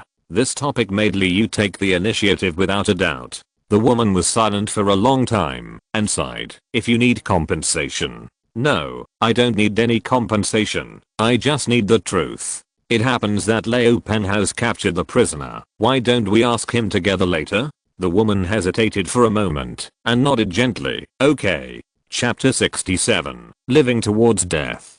The finishing work on the Silver lasted for quite some time. Whether it was repairing the damaged spacecraft or treating the injured crew members, the people on the ship were in a mess. Scene was busy until the meal time, and finally had time to sit down in the restaurant and listen to the celebration of the crew members, and then learned the full picture of the battle. In a nutshell, this was a desperate comeback. When the sensors of the Silver discovered the enemy, the spacecraft was already in a desperate situation. More than 30 large and small fighters were ambushed around the asteroid belt, blocking all escape routes of the Silver. These ambushers cleverly used the intricate environment of the asteroid belt to hide their existence. If it weren't for Bay, who was on duty in the cockpit, who was unusually sharp, I'm afraid that the Silver would not realize that it was ambushed until the enemy opened fire. But Bay's warning could only buy a very limited time. Faced with a desperate situation, Liu made a nearly suicidal judgment at the first time. He ordered the Silver to aim at the area with the strongest enemy forces and charge straight ahead regardless of everything. The crew trusted Liu without reservation and executed his suicide order perfectly. The Silver suffered a crazy fire baptism during the charge, and the ship was almost destroyed and killed on the spot. Fortunately, its performance and crew quality were worthy of the name of Silver. In a burst of fire, the Silver staggered out and concentrated all the firepower on the spacecraft on one point, a small fighter that seemed inconspicuous. The heavy weapons on the Silver had a crushing performance advantage and instantly destroyed the small fighter, although the price was that the Silver was almost shot through the entire cabin passage and the flank was seriously damaged. From the perspective of the entire battle situation, the Silver was undoubtedly at a great loss. It almost sacrificed more than 1/3 of the performance of the spacecraft, but only replaced an insignificant small fighter. The remaining enemies were enough to crush the severely injured Silver. But what everyone found incredible was that the situation was completely reversed at this moment. In fact, I don't understand what happened either. At the table, a slightly tipsy gunner shook his head and said, "I just followed what Boss Lee said and poured all the firepower in the laser cannon on that inconspicuous fighter plane, blowing it into a ball of fireworks, and then we won." The radar observer sitting next to the gunner added, "It's really incredible." After the fighter plane was destroyed, the enemy completely became a mob. More than 1/3 of the fighter planes turned around and fled on the spot, and the remaining fighter planes began to act on their own, even contradicting themselves, and became completely unconcerned. The gunner drank a new bottle of alcoholic beverage with great interest and said, "So there is no suspense in the rest of the battle. What I have to do is to blow every locked enemy into fireworks. Although the number of enemies is large, they are just like targets in training." The quality inspector in the cargo hold said, "It is obvious that the enemy leader is on board the small fighter plane. He wanted to disguise himself as a nobody, but he still couldn't hide it from Boss Lee." The observer retorted, "This doesn't make sense. Judging from the type of the enemy's spaceship, they should be pirates, most likely Suzaku. These rabble have long been accustomed to the state of chaos and disorder. Even if they lose a leader, they will quickly choose another temporary replacement.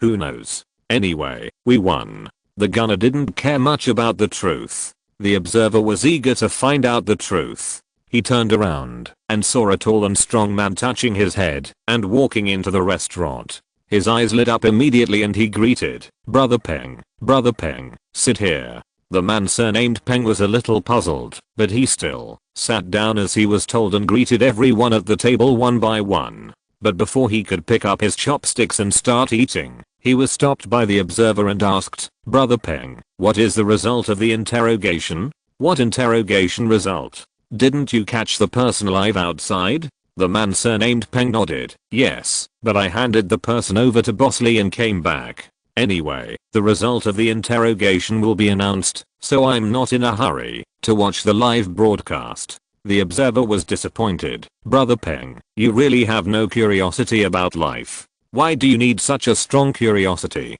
I'm not smart, and curiosity is useless. Brother Peng is really his nature." The man surnamed Peng scratched his head, and Boss Lee didn't seem to want other people to watch the interrogation. He didn't even try to keep me when I left. I guess the interrogation methods will be more cruel, and he is afraid that I won't learn it. The firepower hand interrupted, "The more cruel the better. Those damn hard bastards beat the Silver into pieces, and the brothers also suffered heavy casualties. Now Leo Zhang is still soaking in back to fluid. The man surnamed Peng said indifferently. Anyway, Boss Lee doesn't want anyone to watch, so let's just wait for the result. The observer said helplessly. Okay, just wait for the result. When Sin heard this, he made up his mind. He didn't want to sit and wait for the result. Since he knew that Li Yu was interrogating the prisoners in the hangar, he might as well go and listen. Sin put down his chopsticks and asked the man named Peng, "Brother Peng, how is the damage in the hangar?"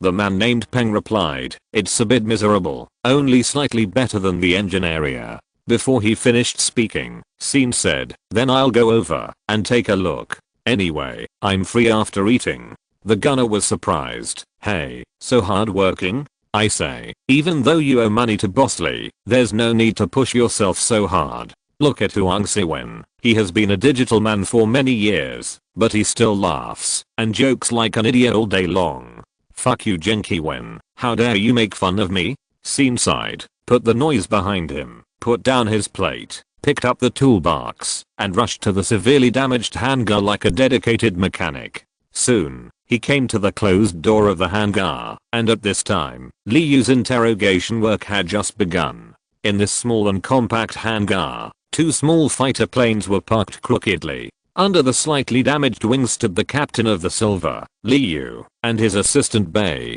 The shadow cast by the wing enveloped them, highlighting the 2 slightly hideous human silhouettes. On the other side, 3 ragged pirates with bruised faces and noses were tied up and kneeling on the ground. The light from the top of the hangar shone down on their heads, making the 3 people pale. In the shadow, Li Yu's eyes pointed at a thin man on the far left and asked, "First question, who is the person who ordered you to ambush?" The thin man laughed and said, "It's your ancestors." As soon as he finished speaking, a red energy beam pierced his forehead. Li Yu pointed the blaster in his hand at the prisoner in the middle. "Next is you. Who is the person who ordered you to ambush?" The second person's expression froze. He didn't expect Li Yu to be so decisive and ruthless, killing people at the slightest disagreement. Wasn't he going to interrogate the prisoners? Why interrogate if the person has been killed? However, this momentary shock cost him his life. Li Yu fired again without mercy, killing the second person on the spot, and then pointed the gun at the third person.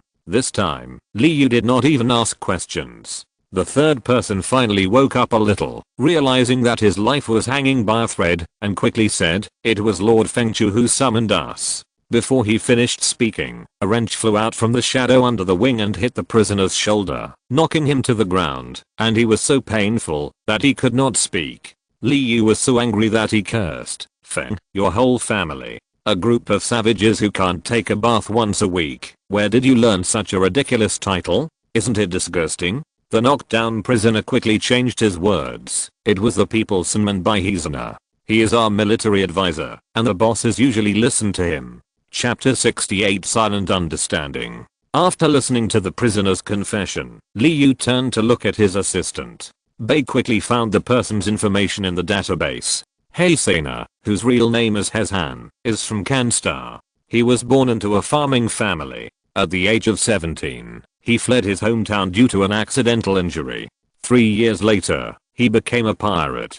In less than 5 years, he replaced the original leader of the organization and became a member of the Suzaku Alliance. Then, at the age of 30, he became the new generation of military advisor of Suzaku. He is cunning, sinister and vicious, and enjoys a very high prestige in the pirate organization. He has fought with us twice in the past. In the Oasis dock of Zenstar, he conspired to kill our informant Yu Chang, and in the floating station of Li, his trusted team was killed by the Red Apricot team, and he himself had an arm and a leg knocked off by Lunan. Li Yu immediately realized and said, "Ah, it turned out to be him. I have an impression of him. But I remember that he doesn't have much appeal. How could he convince those losers to come and intercept me? It's unlikely, right?" As he said that, Li Yu aimed the gun at the remaining prisoners of war again. "So, what is the truth?" The prisoner was stunned for a moment and quickly explained. "It was really Hizuna who called the group. Our boss brought people here because he listened to Hizuna." Li Yu said, "What a joke. Hizuna was killed by Bayan, and his prestige is gone. What's wrong with your boss's brain to believe him and target us?"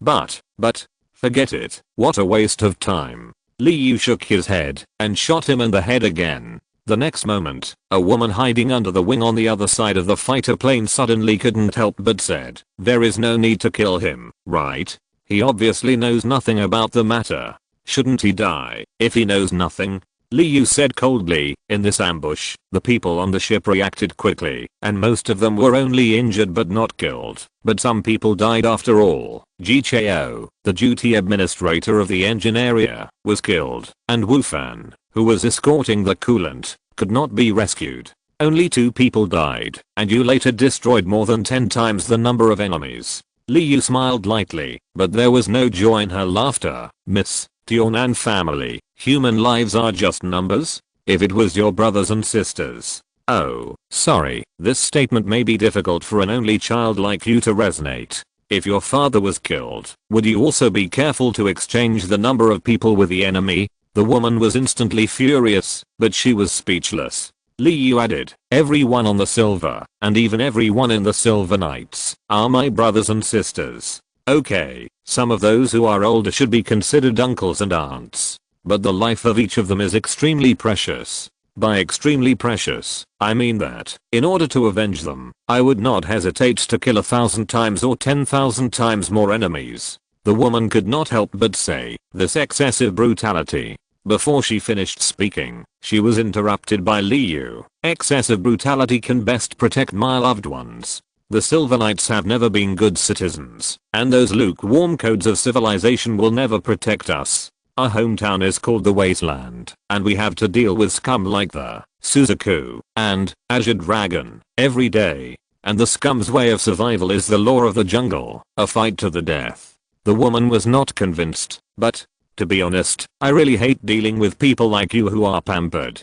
No matter you are good or evil, you always look down on others with your own values. Your sense of superiority is simply disgusting. For a period of time, Silver refused to accept all good citizens because good citizens were too difficult to serve. If you must come, just shut up and talk less about your previous experiences in the civilized world. No one cares about us. Of course, later some people said that this rule is a bit like suffering from psychological trauma, so we changed it to members don't ask about the past, which sounds much milder. Okay, enough nonsense. Do you have anything to add, miss? The woman finally had nothing to say and shook her head. At the same time, Scene, who was listening outside the hangar door, was already in turmoil. Nan Wuiao, the good news lady is Nan Wuiao, Nan Hela's only daughter. Scene had seen a photo of Nan Wuiao in the manner of DUI 9527, but the Nan Wuiao in the photo was only in her early 10s, with her features still undeveloped, so she could not be associated with the graceful woman with a veil covering her face. But she was Nan Wuiao after all. Before Scene and his master entered the Kyan Galaxy, Nan Wuiao had a very high priority in the initial plan. After Nan Hela's death, she was the first heir to Nanming Capital and a candidate director of Kyankan Group.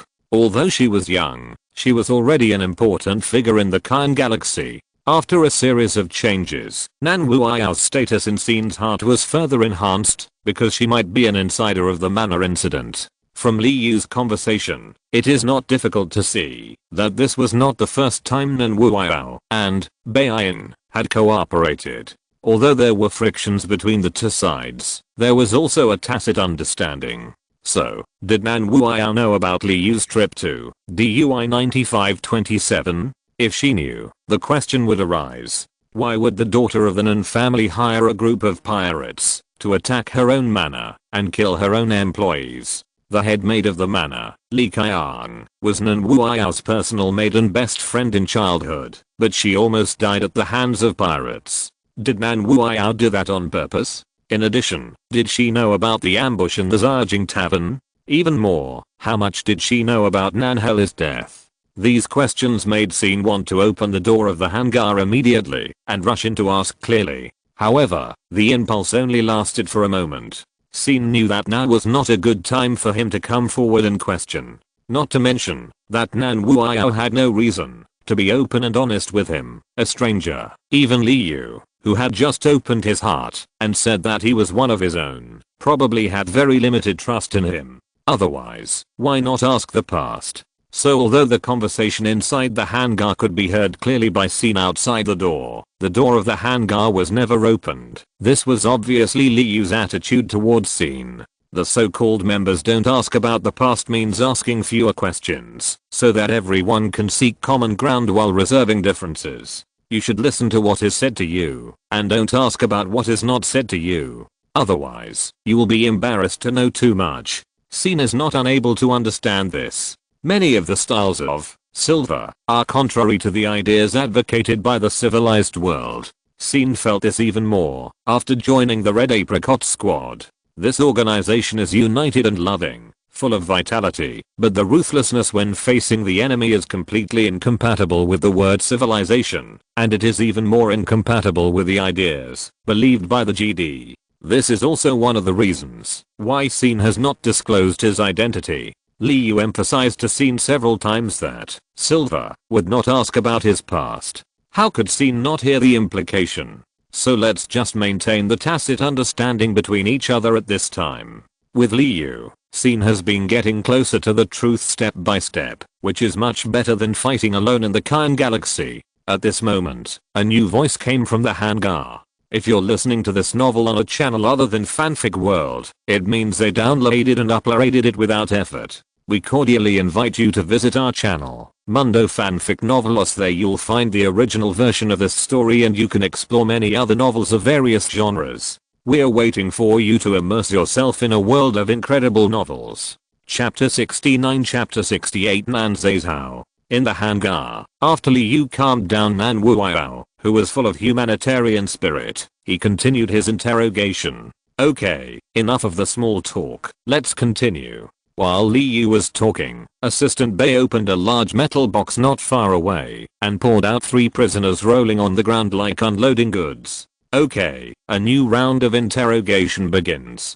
Liu said, did you hear the conversation just now? Then I won't waste any more words and start with the one on the far left. As he said that, he aimed his gun at the prisoner's head again. This time, the prisoner confessed very straightforwardly. This time, Suzaku also took action because someone asked it to. Liu nodded. Well, although it's nonsense, at least we are getting to the point. Let's continue.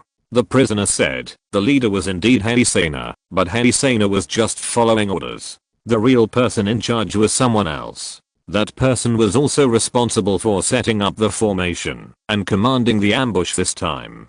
Everything went smoothly at the beginning, but I don't know why there was suddenly no sound. Liu said, because he was the first one I killed. He hid too deeply and too well, which made him particularly conspicuous. He was simply shouting, I'm the mastermind, come and hit me.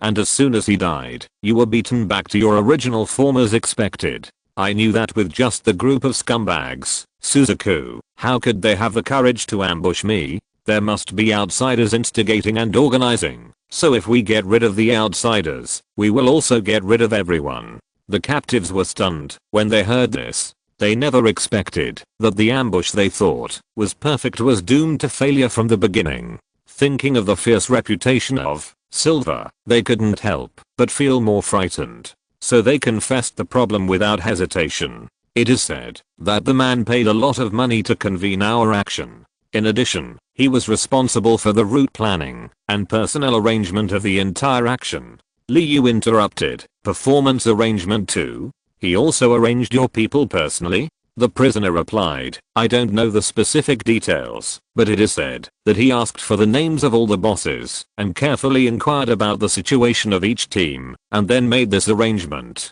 Liu asked, what do you think of his arrangement? The prisoner said, not bad. Although the deployment of troops is a bit rigid, it is indeed brilliant and rigorous. If he hadn't died first, maybe. Liu added, maybe we would have died? No, I dare not. What's there to be afraid of? If he can really survive the first wave, the Silver will indeed be in danger. But that person obviously has no practical experience. Although the deployment of troops is meticulous, it is too rigid and dogmatic, so that insiders can see the focus of the formation at a glance. He disguised himself as an inconspicuous small fighter, but he didn't expect a small fighter surrounded by several heavy warships. How conspicuous it is. When Liu said this, He turned his gaze to the client, who was listening nearby. In short, the clues have been collected. This group of pirates were hired by someone, and the person who paid was a standard outsider, most likely from a prestigious family, so he could intimidate Suzaku and make them willing to be used as pawns, rather than directly killing people and robbing them to make a quick buck.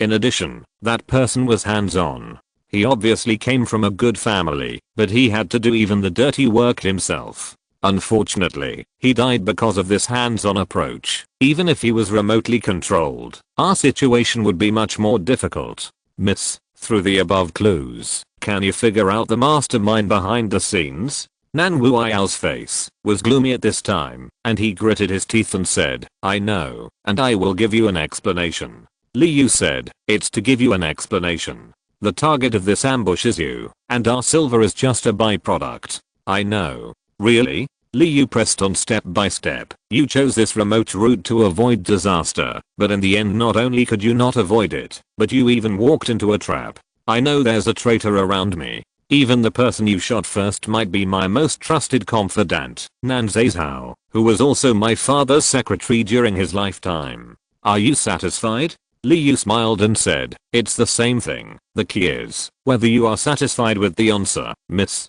The woman said, Nan Zhao has been with my father for more than 20 years and is his right-hand man. From the moment I can remember, he has been an indispensable member of the family. After my father died, he was the only person I trusted without reservation. So do you think I'm satisfied with this answer? Li Yu said, miss, you are so angry. Do you want me to say sorry to you? Or should you congratulate you for removing the most dangerous male around you? Nan Wuyao was silent for a while and said, I'm sorry, I just find it hard to accept this fact. Uncle Zhao, Nan Zhao, why did he betray me? And he had to use such a vicious method. Li Yu said, did you and your daughter bully him before, making him hate you? What nonsense. Nan Wuyao said angrily, my father treated him like his own brother, and I grew up calling him Uncle Zhao. Publicly and privately, our family has done nothing to let him down. Li Yu asked again, so someone can give him a greater benefit? Nan Wuyao smiled bitterly and said, he is already a senior executive of Nanming Capital. His wealth is even several times richer than mine, who has not yet inherited my father's inheritance. Who else in the Kyan star system can give him benefits that would tempt him? Moreover, making money is one thing, but killing is a very serious taboo. Li Yu said, I have heard of this. Even if you powerful people plot to harm each other, you will not harm the lives of senior members. Nan Wuyao said, yes, this is an important bottom line for maintaining internal stability of the Kyankan group. It is jointly certified by the Elders Council of the 4 major families. So how did your father die? Li Yu suddenly asked a sharp question. Nan Wuyao said, I don't know either. So I asked you to go to the manor to collect evidence, but in the end, what we got was a box that no one could open. Yes, the structure of the box looks simple, but if it is not opened according to the rules, it will self-destruct immediately. Huh. Have you tried to open it? Li Yu coughed hurriedly. No, I was just talking casually. How could we touch the client's things? Nan Wuyao snorted coldly, obviously not believing a word of this nonsense. But now is not the time to care about it. Li Yu also changed the subject with a little embarrassment. Okay, this interrogation will stop here. Before he finished speaking, he heard an anxious voice from the side. Wait. A captive who had not yet been interrogated suddenly burst out with a strong desire to survive and interrupted Li Yu's words regardless of his life. Seeing that Li Yu's interrogation was about to end, he suddenly realized a problem. The interrogation was over, and the lives of these prisoners of war were probably over too.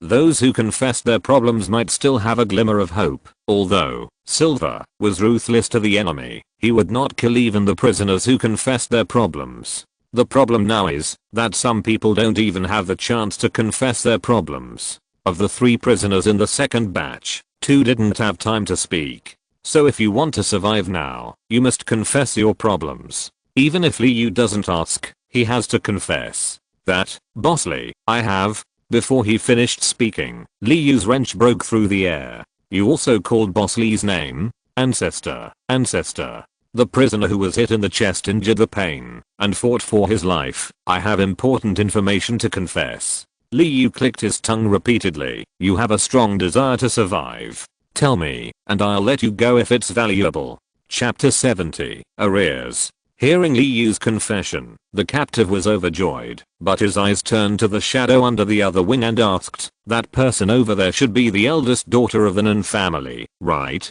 You are also the guest who hired us to harass Kyankan security at DUI 9527, right? After these words came out, Nan Wuiao couldn't help but said, you. Liu threw another wrench out, which hit Nan Wuiao's feet just right, scaring her so much that she couldn't speak anymore. Liu sighed and complained to his assistant, this is the second reason why I hate superior people. They always turn into laser brains inadvertently. Isn't it tantamount to confessing to someone if you talk to them at this time? Did you use your real identity when you contacted Suzaku before? Nan Wuiao said embarrassedly, no. Of course you can't use your real identity. As the eldest lady of the Nan family, you hired pirates to attack the regular army of Kyankan security. If this kind of thing gets out, you can just wait to spend the rest of your life in prison. However, in view of our long-term cooperation, I will help the eldest lady kill people to silence them.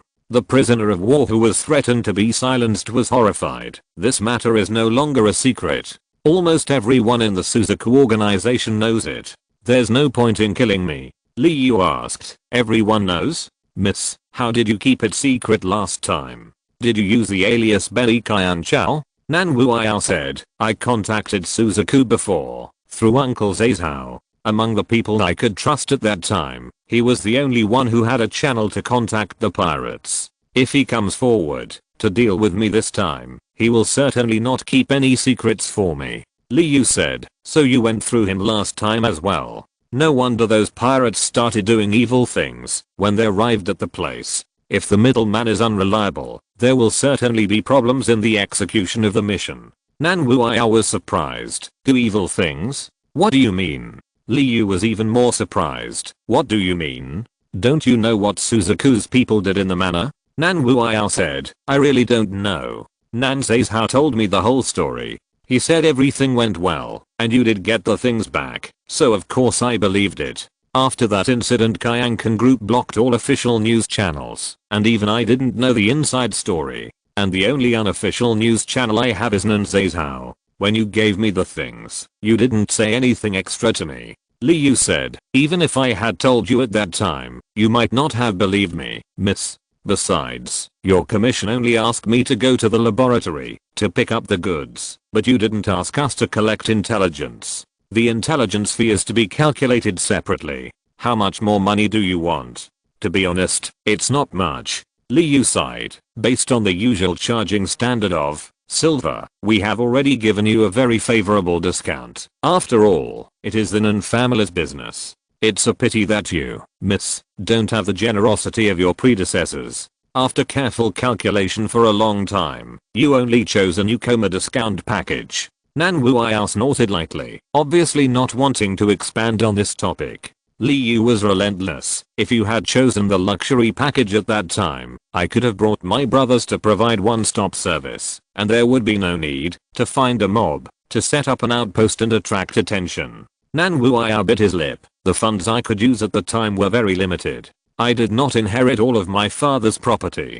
The only thing I could flexibly dispose of was some pocket money, and I could only afford that price. In fact, if your offer had not been too expensive, I would not want to spend money to hire pirates to cooperate with you in the battle. Liu added, in fact, on the other hand, you are worried about our silver family eating alone, and you want to find someone to contain us. As a result, you can only find scum like Suzaku, right? It doesn't matter, I understand. After all, things like mutual trust are always based on a long period of running in. After that, Liu looked at the prisoner who took the initiative to explain the problem. We have finished the small talk here, you continue. The prisoner nodded quickly. In fact, his honor only accounts for half of the credit for us being able to gather so many people this time. It is true that the man named Nan Zazao spent a lot of money, but we came here for another reason, to avenge our shame. Liu laughed. Avenge? How come I didn't know that you still have such a sense of shame? How many times have you been defeated by the Silver Knights? The prisoner mustered up the courage to interrupt Liyu's ridicule. We are not here for the silver. We are here for the eldest lady of the Nan family. It is true that we lowly people always suffer all kinds of humiliation, and those who care about face have long been unable to survive. But there is only one thing, that is our bottom line. No one can covet Suzaku's money. At this point, the prisoner couldn't help but look at Nan Wuya in the shadows and sneered. Even if the eldest lady of the Nan family is short of money for the time being, there is no need for her to owe us lowly people money, right? This time even Liu was surprised. Debt. The prisoner said, of the commission money, only 10% is paid in advance, and the remaining 90% is paid in 2 steps. We will pay the process fee when we arrive at exchange 9527 and pay the balance after the task is completed. However, starting from the process fee, the eldest lady has been in arrears for several days. At that time, the brothers were looting in the manor, and they couldn't get the money, so they couldn't help but do it themselves to recover some losses. Liu frowned when he heard this. You really didn't get the money at that time. Didn't the higher-ups fool you? The prisoner said, I know, bossly. Your ancestors have always looked down on us, a group of rabble, but you think the reason why we, a group of rabble, don't disband is that there are some rules to abide by, and the rule of dividing the money is the biggest rule. Liu nodded. He actually knew about this a long time ago, but he didn't expect that Suzaku was actually owed money. So, miss, what do you have to say? Nan Wuya offended. I have not defaulted on payment. All the money has been prepared in the temporary account long ago, and I have sent the payment letters for the last 2 payments to the bank. The prisoner argued, but we really didn't receive the money. The bank account details were made public to all of us by several leaders. Only the first advance payment was on time, and in the exact amount. The second process payment was overdue for several days, and as for the balance, there is no sign of it at all. This is impossible. Nan Wuya was also puzzled. Liu sighed. Forget it. There's no need to argue about such things. Anyway, the team that came to collect the debt from Zuk was killed to pieces, so let's just leave it at that. Nan Wuya was worried. This doesn't make sense. As long as there is my payment letter, the bank has no reason to delay payment. Did your Nan family offend the bank? That was originally a bank under Nanming capital. Does that mean you can't even control your own bank? Liu nodded calmly, and then said to the assistant, Bei, help confirm whether the remuneration for this escort mission is in place. The assistant responded calmly, the advance payment has been confirmed, but the process payment has been overdue. In view of the current situation, I doubt the reliability of the process payment and the balance. Nan Wuya gritted his teeth and said, don't worry, even if I sell my private property, I will not delay your payment. Bei said, I doubt the safety of Ms. Wuya's private property. Nan Wuya said angrily, what do you want to say? Has the legitimate heir, me, been abandoned by the Nan family? Can't even my private property be kept? Bei was about to speak when he was interrupted by Liu. Forget it, it's not like I haven't done business at a loss before. I'll just find a way to slowly recover the loss in the future.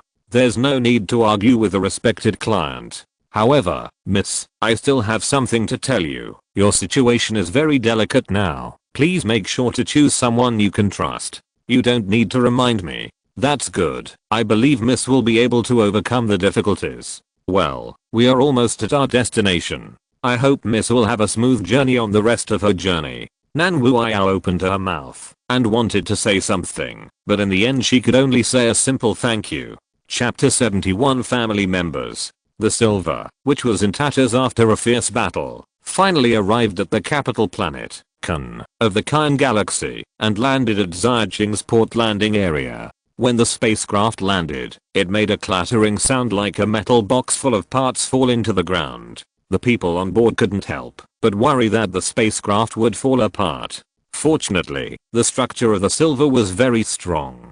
Even though many parts and broken armor pieces fell like raindrops when it landed, it still did not completely collapse. Afterwards, the ship's mechanic immediately contacted the port staff to carry out urgent comprehensive repairs on the spacecraft. As the captain, Liu personally disembarked from the ship and sent the distinguished guests away respectfully. When Nan Wuiyao stepped off the spaceship, he was faced with 5 luxury airships from the Kyankan Group headquarters, as well as several meticulous security personnel dressed in black. A middle-aged man in formal clothes came first and read in a stereotyped voice, "Welcome Ms. Nan Wuiyao to Ziyajing. We have arranged accommodation for you." Nan Wuiyao said thoughtfully, "Madam? Just madam? So you don't recognize my position in the group?"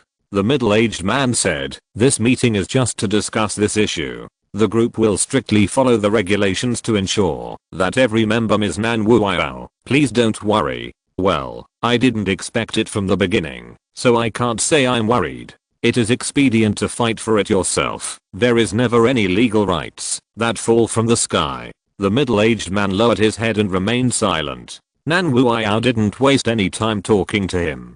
After getting on an airship, he sped off into the distance. Scene looked at the motorcade that was gradually moving away, immersed in the splendor of the big city, and the memory of not long ago could not help but arise in his mind. It was in this city that he and his master encountered a trap set by Kyankan security. If the master had not risked his life in the desperate situation, their master and disciple would have been burdened with a reputation that was difficult to escape, and the truth about Nanhela's death would have been revealed. Lost forever in lies. Scene still feels deeply fearful when he thinks of Director Ziyan of Kyankan security. In his eyes, the entire Ziyajing city is like a maze full of traps, and Nan Wuiyao is about to go deep into the maze alone. No need to worry about her. Li Yu's voice suddenly came from behind. This is not her home game, but it is not her away game either. In any case, she is from the 4 major families after all. Scene retorted, her father is the leader of the Nan family and has a higher status than her. Didn't she die in an unknown manner? And she herself had just experienced a life and death crisis. Li Yu said with a smile, the rebuttal is beautiful, indeed. We may see it on the news program in a few days. Nan Wuiyao's death may have been due to a traffic accident, or a heart attack, or she may have died exactly like her father, which can be regarded as a standard example of a daughter inheriting her father's business. Scene couldn't help but ask, say you have to be so light-hearted. You don't have any feelings or friendship with her? Li Yu couldn't help laughing. If we really had friendship, Suzaku wouldn't have been involved in the previous actions in DUI 9527. At that time, Nan Wuiyao couldn't trust us. How can we trust her? What if what is waiting for us in DUI 9527 is an integrated planetary defense fleet of Kyankan security? Zio couldn't help but feel dumb when he heard this. Fortunately, Li Yu said that he and Nan were on board the Silver. It seems that the family has a close friendship, but it turns out that he and Nan Wuiyao are actually testing each other and plotting against each other. Li Yu said, the Nan family has indeed provided shelter for the Silver Knights in many ways. The wasteland we rely on to survive the district can be regarded as the Nan family's property, but after all, we are not from the same group. Even in a company, how can the boss at the top and the poor employees at the bottom not have intrigues? Scene asked, so to you, is Nanheli a good boss? Li Yu said with a smile, yes, otherwise I wouldn't have to provide the eldest lady with a preferential package. Then, regarding Nanheli's death, I don't know. Li Yu said resolutely, even Nan Wuiyao, his own daughter, knows little about this matter, let alone an outsider like me. If you want to find out the truth, it's better to find another way. My way will not work. Scene immediately became alert when he heard this. I didn't mean that. Li Yu said, don't make such lame disguise. Anyone who is not blind can see your interest in Nan's affairs. It's not a big deal. Nanheli's death is considered heavyweight news in the entire Kyan galaxy, and everyone is actually very interested in it. In fact, although there are not many official reports, there are at least several people talking about it privately. There are hundreds of millions of rumors and stories emerging one after another, although I doubt that these rumors and stories are themselves a means to cover up the truth. Scene asked again, what about you? Are you interested? Li Yu said, of course, but it's just out of interest. It would be great if I could easily learn the truth, but if not, I would choose to be confused. I'm just the leader of the Silver Knights, the head of a group of outlaws in the deserted area. Is not the administrator who presides over the law and order of the galaxy. I have no obligation to explore the truth, let alone stand up and seek justice. Even though Nanheli is a good boss from an emotional perspective, he is just a good boss. His death, to me, is not as sad as the death of a pet around me. Scene nodded slowly. Although he didn't think Liu told the truth, he also understood Liu's position. In fact, we and the Nan family are essentially just a combination of interests. The Nan family needs us to do some things they are not comfortable doing in person. And we also need the Nan family to provide official support. For example, what your Hang Seng team did on DUI 4399 requires the strength of the Nan family to suppress the consequences. Otherwise, no matter how unconscionable Ning Tao and others are, it will not be the turn of civil society organizations to uphold justice. Scene asked, so now that the head of the Nan family has died unexpectedly, and Nan Wuiao, as the heir, is obviously unable to control the situation, what are you going to do? Liu said, what else can we do? Just take it one step at a time. If the eldest lady of the Nan family can successfully overcome the difficulties and inherit the Nan family business, then of course everyone will be happy and everything will continue as usual, and we will continue to have a mutually beneficial symbiosis with the Nan family. If not, I can only sweep Nanheli and Nan Wuiao into the trash heap of history and find a way to contact the new head of the Nan family to try to continue the business. And if the situation develops to the worst, for example, the new head of the Nan family doesn't want to deal with the people in the abandoned area, or doesn't want to bear the historical baggage on us, and plans to start over again, and treat us as victims, then we can only go die. This was the first time that Scene heard such negative emotional expression from Liu, and he couldn't help but curiously said, this style of closing your eyes and waiting for death is completely unlike you. Liu said, who said we should close our eyes and wait for death? When the last resort comes, I will think of a way to blow down the roof of the sky and kill everyone together. It will be a happy death this way. Scene was shocked when he heard this, because Liu's tone when he spoke was not like a joke at all. He seemed to really have some method to blow up the headquarters of Kyankan Group. And when he thought of the one standing outside the atmosphere, Scene felt horrified at the sight of the majestic space station turning into countless fragments and falling to the ground. It would undoubtedly be a disaster that would cause tens of thousands of casualties.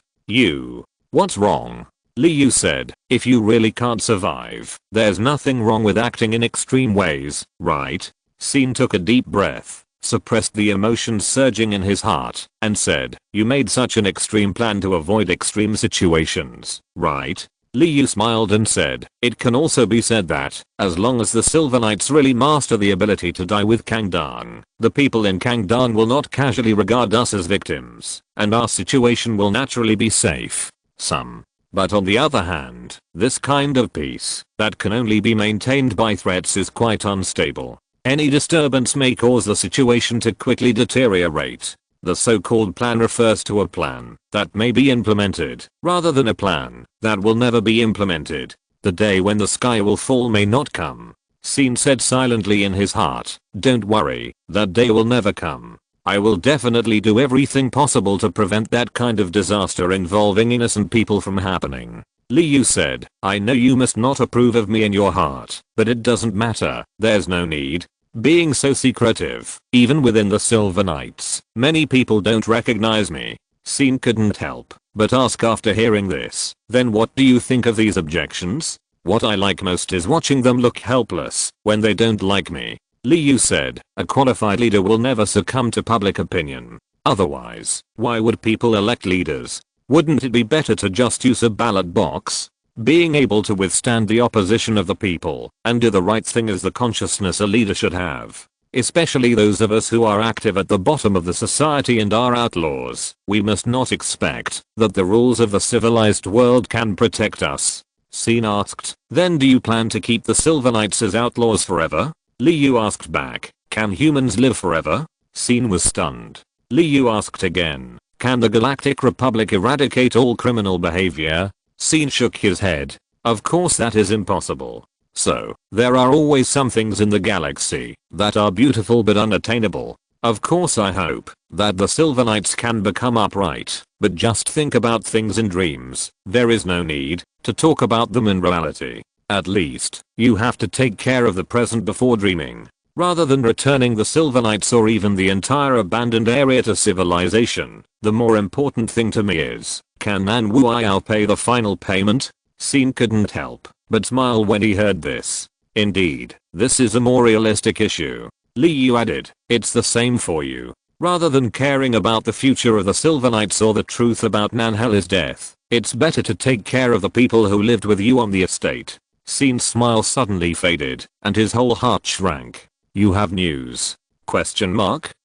Li Yu said, no, just like Nan Wuiao's final payment, there is no news. Scene gasped for a long time before his heartbeat calmed down. He did not blame Li Yu for teasing, because after all, the other party talked about a sensitive topic openly and honestly, which was very precious to Scene. Just, why did you suddenly say so much to me today? Li Yu said, you deserve this. When the Bei'an was ambushed, if you hadn't run forward and backward to help Chen Sanwen support the engine, we would all have died. Therefore, no matter what your identity was before joining the Silver Knights, what your position was, and who you knew, at least now, you have completely integrated into us, and are one of our family members. There is no need to hide many things from your own family. After speaking, Li Yu patted Scene on the shoulder. In the future, the Silver Knights intelligence channels will do their best to help you collect information. If there are any developments, I will notify you as soon as possible. Thank you. You're welcome. If you don't have any questions now, go ahead and get to work. The overall maintenance of the Silver Number 1 requires your active participation. Chapter 72, Embezzlement. The Silver docked in the port for a whole day before finally taking off and returning home. An encounter in the asteroid belt caused the Silver to suffer extremely serious damage, so much so that, when the spacecraft landed in the port staff thought it was space debris that had fallen. The emergency repair work also encountered many difficulties. First of all, Li Yu and his loyal assistants who were supposed to be on hand to preside over the work left their posts without permission on the pretext of going to Zhajing City to perform a confidential mission. During this period, communications were also cut off, leaving the Bei'an without a leader for a while. Secondly, the structure of the Silver No is very special, which makes maintenance more difficult. This spacecraft has undergone profound modifications, and many aspects are completely different from the conventional spacecraft design in the dry galaxy. Therefore, when the maintenance company at the port saw the Silver, they even had no idea what to do. Then the main maintenance force can only be the own people on board the Silver, and the maintenance company can only provide some regular auxiliary services. But Chen Sanwen, the mechanic who was most familiar with the Silver, accidentally sprained his waist during the battle and was bedridden, unable to work. Thirdly, the maintenance budget is limited. This is actually a stubborn problem of the Silver Knights. Although this organization is known for its high fees, even the dignified eldest daughter of the Nan family can only afford the newcomer discount package. But similarly, the expenses of the Silver Knights are also very huge, so Li Yu rarely has huge savings on hand. This time, the financial crisis of the employer Nan Wuiao has also been directly transmitted to the Silver Knights. There has been no news about the progress and final payment of the escort mission. This means that during maintenance operations, the Bei'an cannot even afford many parts, so it has to do everything possible to work around them. The last point is that time is tight. The Silver is not suitable to stay in Kun for too long. The sooner the repair work is completed, the better. In fact, no matter how many shining points the Silver Knights have, it is still an outlaw organization. In the eyes of many people, there is no essential difference between it and pirate organizations such as Suzaku and Blue Dragon. Only in Zun, where the Nan family dominates, can the Silver Knights have a stable place to settle down. In other places, it is not impossible for the local security department to suddenly turn against him and want him. In short, the maintenance work of the Silver is both short of money and manpower, and in a hurry.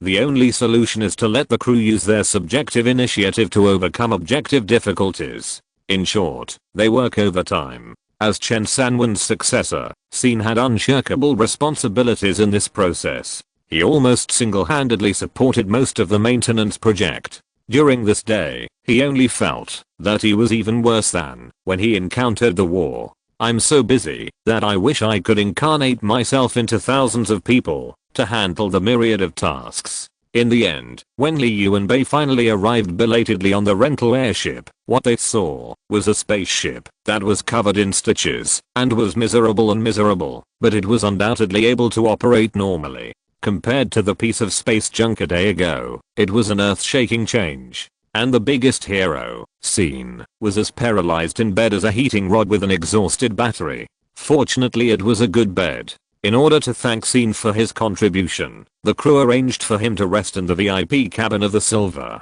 However, lying on the big bed in the VIP cabin, the Jedi apprentice felt that his limbs were all weak, and he wanted to fall asleep immediately, but he was too tired. On the contrary, it makes people unable to sleep, and the feeling is really unbearable. In this regard, Liu, who came to visit the patient, did not hesitate to praise, "Haha, you are indeed a newcomer to the Knights." Lying on the bed, where the eldest lady lay, feeling the lingering fragrance, he suddenly became full of energy, and even I can't even sleep. Scene was not polite about this vulgar teasing. "Captain, don't forget that the maintenance work is chargeable."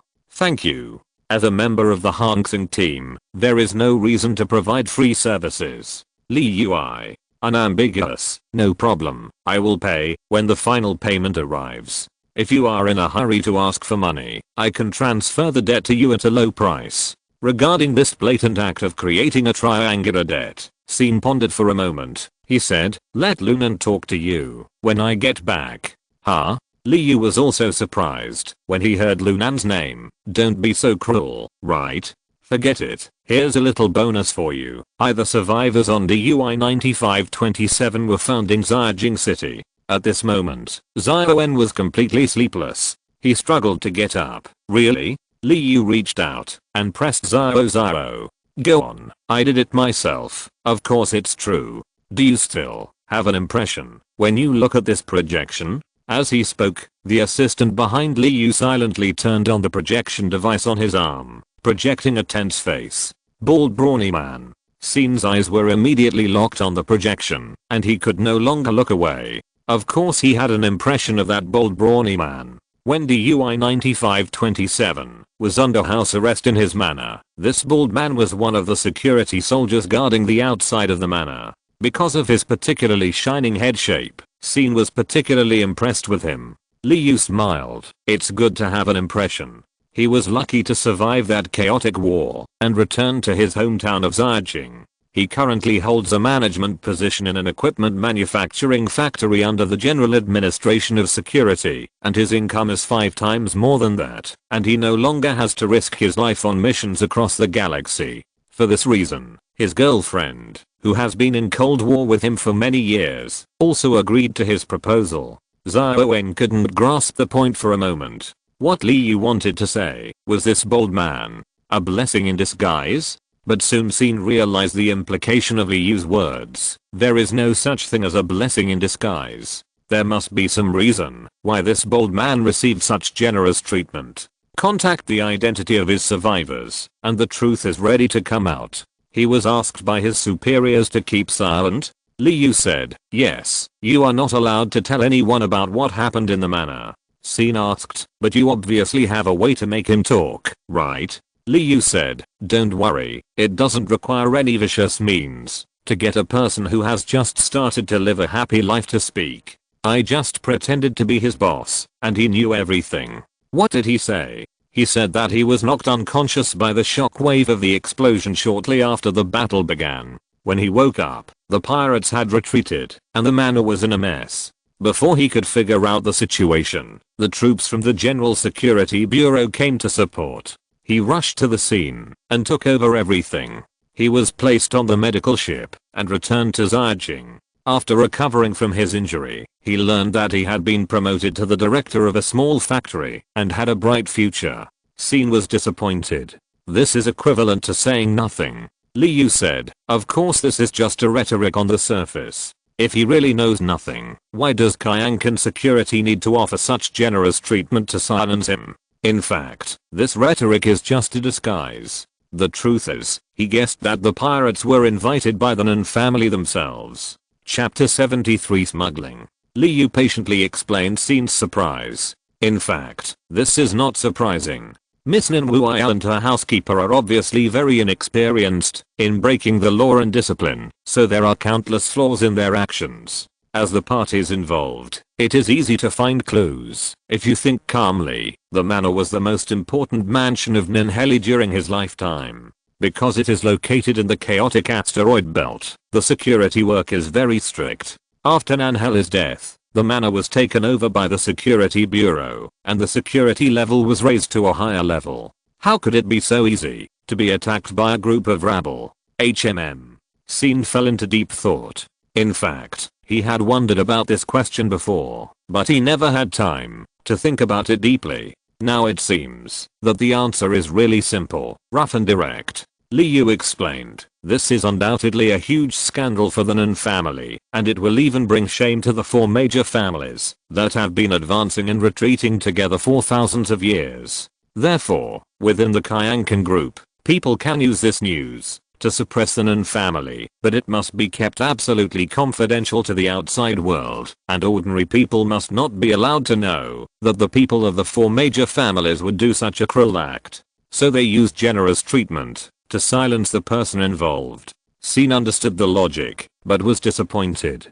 Because this is equivalent to not waiting for any new information. Liu smiled and said, but this is still just a disguise. Sin was convinced. Can you just tell the truth? Unfortunately, there is no truth, so I can only summarize the information I have collected and sorted out for you. Back to this bold man. Have you noticed that Kyankan security has made a very unreasonable judgment on him? If you want to silence him, Kyankan security actually has a more affordable and safe method. Sin was stunned for a moment, realizing that Liu was talking about killing people to silence them. Indeed, compared to setting up a special position for a factory director, killing people to silence people is much more convenient and safer. Having experienced so many things in the Kyan galaxy, Sin did not think that the Kyankan group would not do such a thing with its style. In fact, when I was chatting with this bold guy, he mentioned a very interesting thing. At that time, there were about 20 to 30 security fighters who survived in the manor, but he can only contact less than 10 of them now. Of course, this itself does not mean anything. The security fighters did not have such close contact with each other. After experiencing a storm, they went their separate ways, and it was normal to lose contact. But when I asked carefully, I found that most of the people who lost contact had one thing in common. When the pirates attacked, most of them stayed in the manor. Sin immediately thought of his teacher Mostima. So I have a guess that those who lost contact were exposed to the real secret, so they were cleanly and neatly killed forever. And people like the bald guy are smoke bombs released. People mistakenly believe that the truth only stays on the level of the Nun family scandal. Sin thought for a while and agreed with this guess. In addition, the survivors of Kyankan security at least have clues like the bald man. But the disappearance of others is so strange. Do you remember the servants you saved when you were on the run? Sin nodded. At that time, in order to save Li Kayang and others, he almost risked his life to fight against 100 people. How could he forget? Then unfortunately, all those people are now out of contact. Sin asked, even you can't find any clues? Yes, even I can't find any clues. But this itself is an important clue, which shows that the power trying to conceal the truth is unusually strong. Sin's mood became heavy. Don't worry too much. Liu comforted. Loss of contact itself is not the worst result. As far as I know, when dealing with the issue of silencing, Kyankan group always likes to do things to the extreme, such as announcing the death of Ninheli, so that everyone will give up. In comparison, losing contact is too ambiguous. Sin accepted this comfort for the time being, but a sense of urgency also arose. Maybe losing contact is not the worst outcome, but it is not a good outcome anyway. Although he has considerable confidence in Master Mostima's ability, he does not think that Master can overthrow the entire Kyankan group alone. And now it seems that the situation is even worse than expected. Not only can Master fail to overthrow his opponent, he has not even been able to escape yet. Thinking of this, Scene felt a deep sense of powerlessness. Facing a behemoth that controls the entire galaxy, there is really little that a Jedi apprentice can do. And if you think rationally, you shouldn't be so stubborn at this time. Scene asked, Captain, is there any way to send me out of the Khan galaxy? Send me out of the Khan galaxy? Liu raised his eyebrows and said to Bay, please help me take a look at the discounted boat tickets for B tourism. How much does it cost to the nearest colony planet? Bay said, I don't think making low-level jokes at this time will help maintain your cynical personality positioning. Liu, who was forced to be dismantled, drooped his shoulders helplessly and said, forget it, just tell me straight. I did a little research on your situation in Ziyajing City this time. Scene became slightly nervous. Don't worry, it's not about your past. The rule of not asking about the past among members has always been valid. What I'm investigating is whether your name is on the wanted list. This list is only circulated within Kyankan security and will not be made public, but there is no doubt that people on the list will have difficulty moving in the galaxy. Scene asked, am I on the list? Of course, and the priority is very high, to levels higher than Ning Tao. It seems as if you are the real murderer of Ninheli. This joke is not funny at all. Scene's face darkened and asked again, so I can only smuggle? In theory, yes, you can only smuggle if you want to leave the Kyan galaxy, but I strongly advise you not to do so. There are two reasons. First, you still owe me 1 million. If you leave, it will be a bad debt. For the Silver Knights, which already has a lot of bad debts and financial difficulties, it will undoubtedly make things worse. Scene really admired Liu's mouth. That could make a joke anytime and anywhere, and then waited quietly for Liu to give the second reason. Secondly, the risk of smuggling is too great, and the probability of success is less than 10%.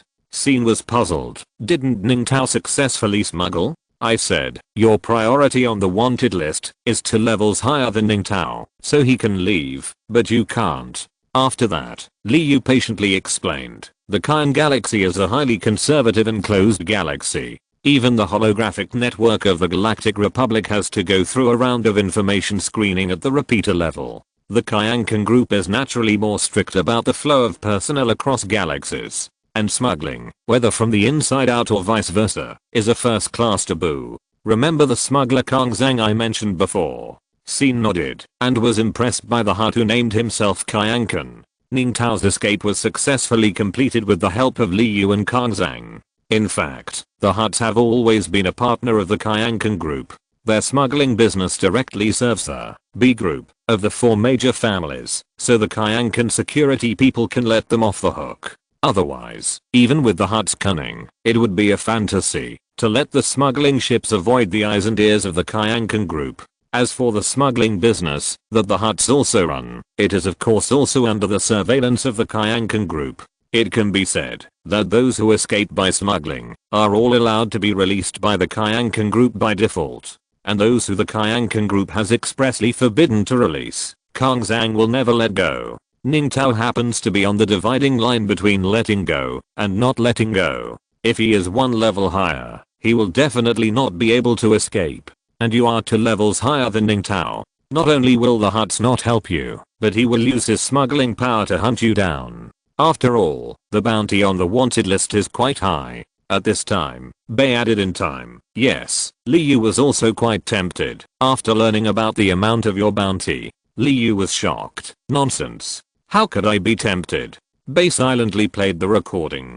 Liu quickly reached out and turned off Bay's recording device, laughing and saying, it was just an impulse, don't take it seriously. Chapter 74 Nanujin. Liu and Bay's little drama was not impressive, so Scene could only force out a polite smile. Oh, I know, if the captain really wanted to sell me out, I would have been captured by Kyankan security by now. Liu said, in fact, if you hadn't stayed in the safe haven of the Silver Knights, you would have been caught by Kyankan Group's dragnet. It should be said that your calmness at that time saved your life. I owe the captain 1 million Kyankan coins. I can't just run away from the debt. After a pause, the Jedi apprentice said sincerely, thank you.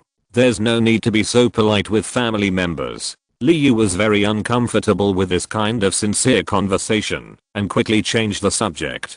Although smuggling is difficult, it is not completely impossible. What the Hutts can do, others can certainly do, but it takes time. Although the Silver Knights have accepted various commissions, they have never done smuggling business independently. Everything has to start from scratch. Scene said again with sincerity, "Thank you very much. That's enough. You are not a pretty girl. Don't you feel disgusted by thanking her endlessly? Can your thanks be exchanged for money?" Liu left with a lot of complaints, leaving Scene alone in the cabin to continue resting. However, lying on the soft bed, Scene couldn't fall asleep.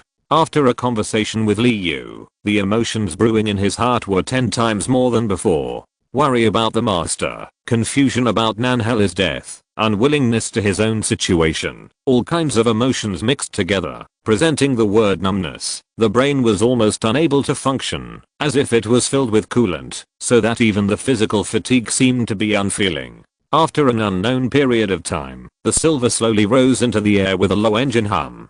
Scene was lying on the bed, listening to the sound of the spacecraft, and his thoughts were scattered involuntarily. There was a noise when the left engine was running, and it was obvious that the cooling performance had not been fully restored after all. The part that was pierced by the missile fragments needed to be repaired more thoroughly. In addition, the armor and deflector shield projection device of the left wing had not been repaired, and he had to be extra careful when flying. And then, with chaotic thoughts, Scene finally felt a sense of dizziness and fell into a deep sleep. At the same time, in Zhajing City, Nan Wuiyao finally finished a whole day of meetings and lay down on the big bed in the hotel room with exhaustion. The high-end bedding on the bed did not bring the slightest warmth. The woman thought of her experience of the day and felt only waves of coldness coming from all around, which made her curl up and clench her teeth. The disaster she experienced in the asteroid belt did not make her feel cold, because as the heir of a big family, experiencing such open and secret attacks has long been a compulsory course in life. However, when she came to Zhajing, she found that everyone was extremely indifferent to everything she had experienced. There was no caring, no cordial service, and even no basic concern. The board of directors only sent her to the hotel to check in, and then notified her to go to the skytop to listen to the meeting before the meeting started. Apart from that, there was no contact with her. Their attitude was as if they were dealing with a stranger. They neither knew nor wanted to know what Nan Wuiyao had experienced in the asteroid belt. Even further, Nan Wuiyao only felt that her ability to escape from the asteroid belt seemed to be an unexpected bad thing for the board of directors. So, now even the board of directors is an enemy? Nan Wuiyao murmured self-deprecatingly, wrapping the blanket in his hand a little tighter. At this moment, there was a knock on the door. Nan Wuiyao immediately became alert, and the whole person jumped up from the bed like a spring, reaching out to touch the small blaster for self-defense at the head of the bed. The woman swallowed subconsciously and forced herself to calm down. After a while, when the second knock on the door sounded, she suppressed her trembling voice and asked, "Who is it?" A gentle male voice came from outside the door. "Wuiyao, it's me." Nan Wuiyao was stunned for a moment. The familiar voice made her feel surprised. Second uncle? The visitor outside the door was her second uncle, Nanhela's younger brother, Nan Yujin. Nan Wuiyao was certainly not unfamiliar with this person. When she was very young, Nan Yujin often came to visit her home. In her impression, he was a kind, gentle sunny boy who smiled and greeted everyone. Compared with Nanhela, who received orthodox family education and did things meticulously, Nan Yujin was much more free and lively, and also much more unrestrained. Compared with Nan Qianayu, the youngest brother who had accomplished nothing, Nan Yujin seemed talented and dazzling. When Nan Wuiyao was very young, the second uncle who often brought her various surprise gifts was even closer to her than her biological father. However, for some reason, as Nan Wuiyao grew up, Nan Yujin gradually drifted away from the family and eventually became distant. As a result, Nan Wuiyao saw him less and less. After many years, Nan Yujin's face even became a little blurry in Nan Wuiyao's memory. At this moment, hearing Nan Yujin's voice again, Nan Wuiyao felt mixed emotions. The old memories of Nan Yujin and Nanhela came to his mind, bitter but extremely warm. Nan Yujin was Nan Wuiyao's only remaining relative at this time. On this cold and indifferent planet, that gentle voice seemed to ignite a fire. But Nan Wuyao's chaotic mood only lasted for a short moment. After her father's death, the young woman had lost the qualification to immerse herself in warmth. She forced herself to think rationally. Nan Yujin was a very important figure in the family. As Nan Hela's younger brother, Nan Yujin had a decisive influence on family affairs. When Nan Heli died unexpectedly, and the situation on the board of directors was turbulent. In fact, after Nan Hela's death, Nan Wuyao had originally thought of winning Nan Yujin's support, but Nan Yujin happened to be traveling outside the Kyan star system at the time, and could not be contacted at all. Nan Zhao, Nan Wuyao's most trusted confidant, had been hinting to her in various ways that Nan Yujin was not trustworthy. At that time, Nan Wuyao was at a loss because of her father's sudden death, and the accidental death of her uncle Nan Qianai made Nan Wuyao panic. In desperation, Nan Zhao was almost her only spiritual support. Since Nan Zhao said that Nan Yujin was not trustworthy, she could only accept this conclusion. But now, Nan Zhao is dead, and Nan Yujin has returned to her. So, is this a coincidence? Is it a sign of bad luck and good fortune? Or, Nan Wuyao shook her lips, and the slight pain made her think more calmly. Now she has no capital to daydream, and thinking too much about things will only make her disappointed. Besides, Nan Yujin's arrival is really strange. Why did he come at this time, not earlier or later? The voice outside the door was gentle, but distant. Nan Wuyao could not equate him with the sunny person in his childhood. Chapter 75 Trust. Outside the door, Nan Yujin seemed to sense Nan Wuyao's concerns, and did not knock on the door for the third time. Instead, he asked anxiously, "I heard that you encountered danger on the road. Are you okay?" Nan Wuyao's heart was moved. This was the first time someone asked her about the asteroid belt since she arrived in Ziyajing. This greeting should have been taken for granted, but now it felt precious. But she didn't want to respond to this topic at this time.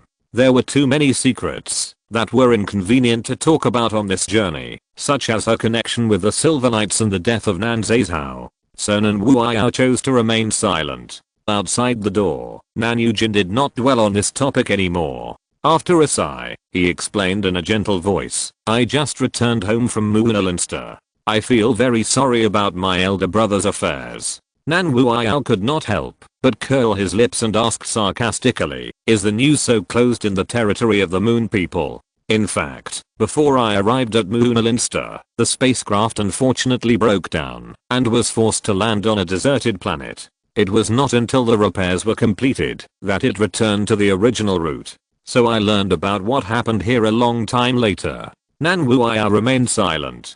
The explanation of his second uncle was impeccable. In fact, it seemed to be the most reasonable explanation.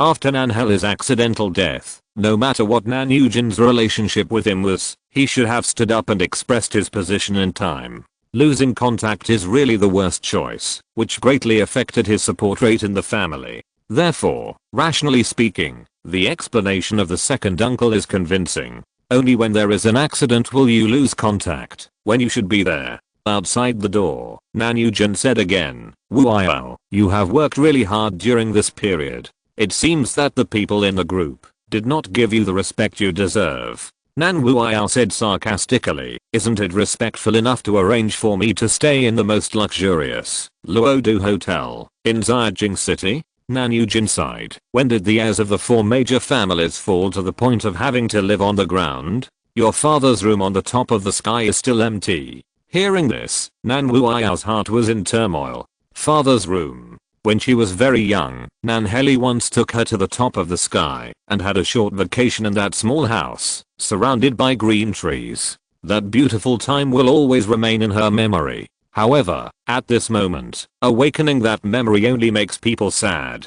The serious but warm father has passed away, and even his legacy is out of reach. Nan Wuyao let out a sigh of relief, quietly put away the blaster, forced herself to sort out her emotions, and walked to the door. Of course, she didn't trust Nan Yujin, but at this moment, if she wanted to take back her father's inheritance and the cottage that carried her beautiful memories, Nan Yujin's support was absolutely necessary. No matter if this second uncle really wanted to help her, or had other intentions. Even if he pretended to be a snake, what should be faced must be faced. The woman opened the door and bowed to the middle-aged man in front of her who was slightly fat but elegant. I'm sorry to have kept my second uncle waiting for so long. I was just changing clothes. I should say sorry for disturbing you at this time.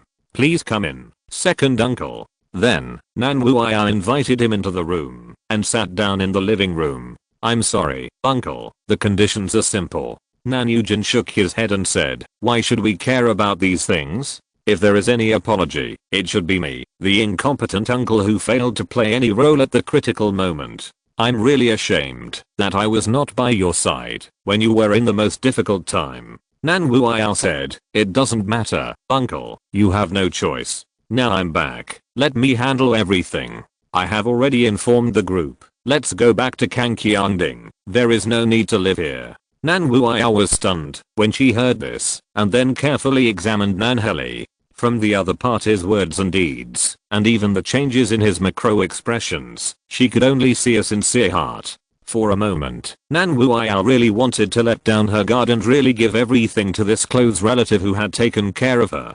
But almost at the same time, her father's cold body flashed in her mind, forcing her to cheer up again. Nan Wuya said softly, thank you for your kindness, second uncle, but it's actually not bad to live here, Kangqiangding. I'm not at ease. Nan Yujin was surprised and said, uncle? How do you get the meaning? Nan Wuya looked directly into Nan Yujin's eyes and asked, uncle, do you think father's death was an accident? Nan Yujin immediately restrained his expression and looked at Nan Wuya seriously. Of course it couldn't be an accident. There are precedents of the heads of the 4 major families dying in accidents, but with my eldest brother's style of doing things, the word accident is almost impossible for him. Nan Wuya immediately asked, so, second uncle, you also suspect that it was the work of the Kyankan group?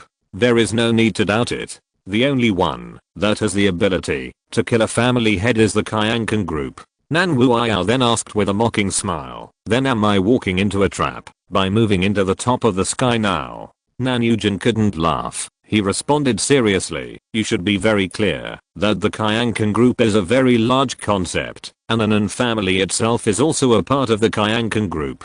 It might be the Kyankan group that killed my eldest brother, but it definitely wasn't the entire Kyankan group. Nan Wuya remained silent. Nan Yujin leaned forward slightly and said earnestly, Wuya, you must not get this wrong. If you regard the entire Kyankan group as an enemy, then every corner of the Kyan galaxy is a trap for you. In comparison, after all, the Kangqiangding is jointly managed by the Elders Council of the 4 major families, and it is safer than the ground. Nan Wuya asked, didn't the Elders Council authorize my father's death? Nan Yujin said, then you and I can live until now, and it is also the authorization of the Elders Council. Wuya, I know what you want to say, but it is not wise to quarrel with the Elders Council at this time. After the death of my eldest brother, you are the helmsman of this family. You should know the weight of this better than anyone else. Nan Wuya certainly knows the weight of this. It is a heavy weight. The so-called helmsman does not mean that you can do whatever you want and call the wind and rain.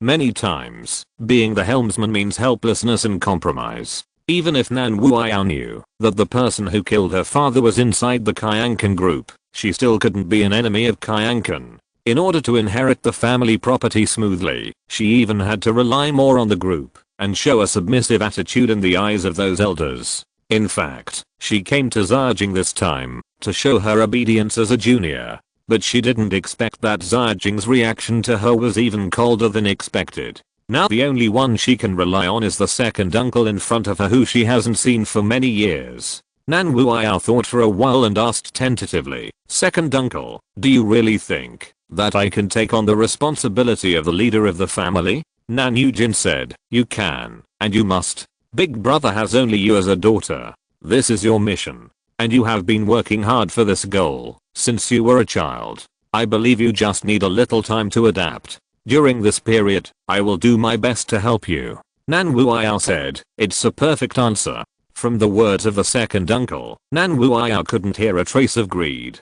The other party seemed to have never thought, at this moment, if Nan Wuya also died unexpectedly, then he would probably be the only legal heir of the Nan family. He seemed to just want to help Nan Wuya inherit the family business wholeheartedly. Having such a caring second uncle was of course what Nan Wuao had been longing for, but is there such a good thing in the world? Even Nan Zhao, her most trusted confidant, could betray her, so why should she believe in Nan Yujin, who only seemed sincere and selfless on the surface? Thinking of this, Nan Wuao couldn't help but laugh at herself secretly. Am I too suspicious? If no one believes in her, can she get out of the predicament by herself? So what if she doesn't trust him? Does she have any choice? So, after pondering for a moment, Nan Wuao gently probed, I remember that my second uncle has never liked family affairs. But Nan Yujin said, so that's what you think? In fact, I just don't like working with my eldest brother.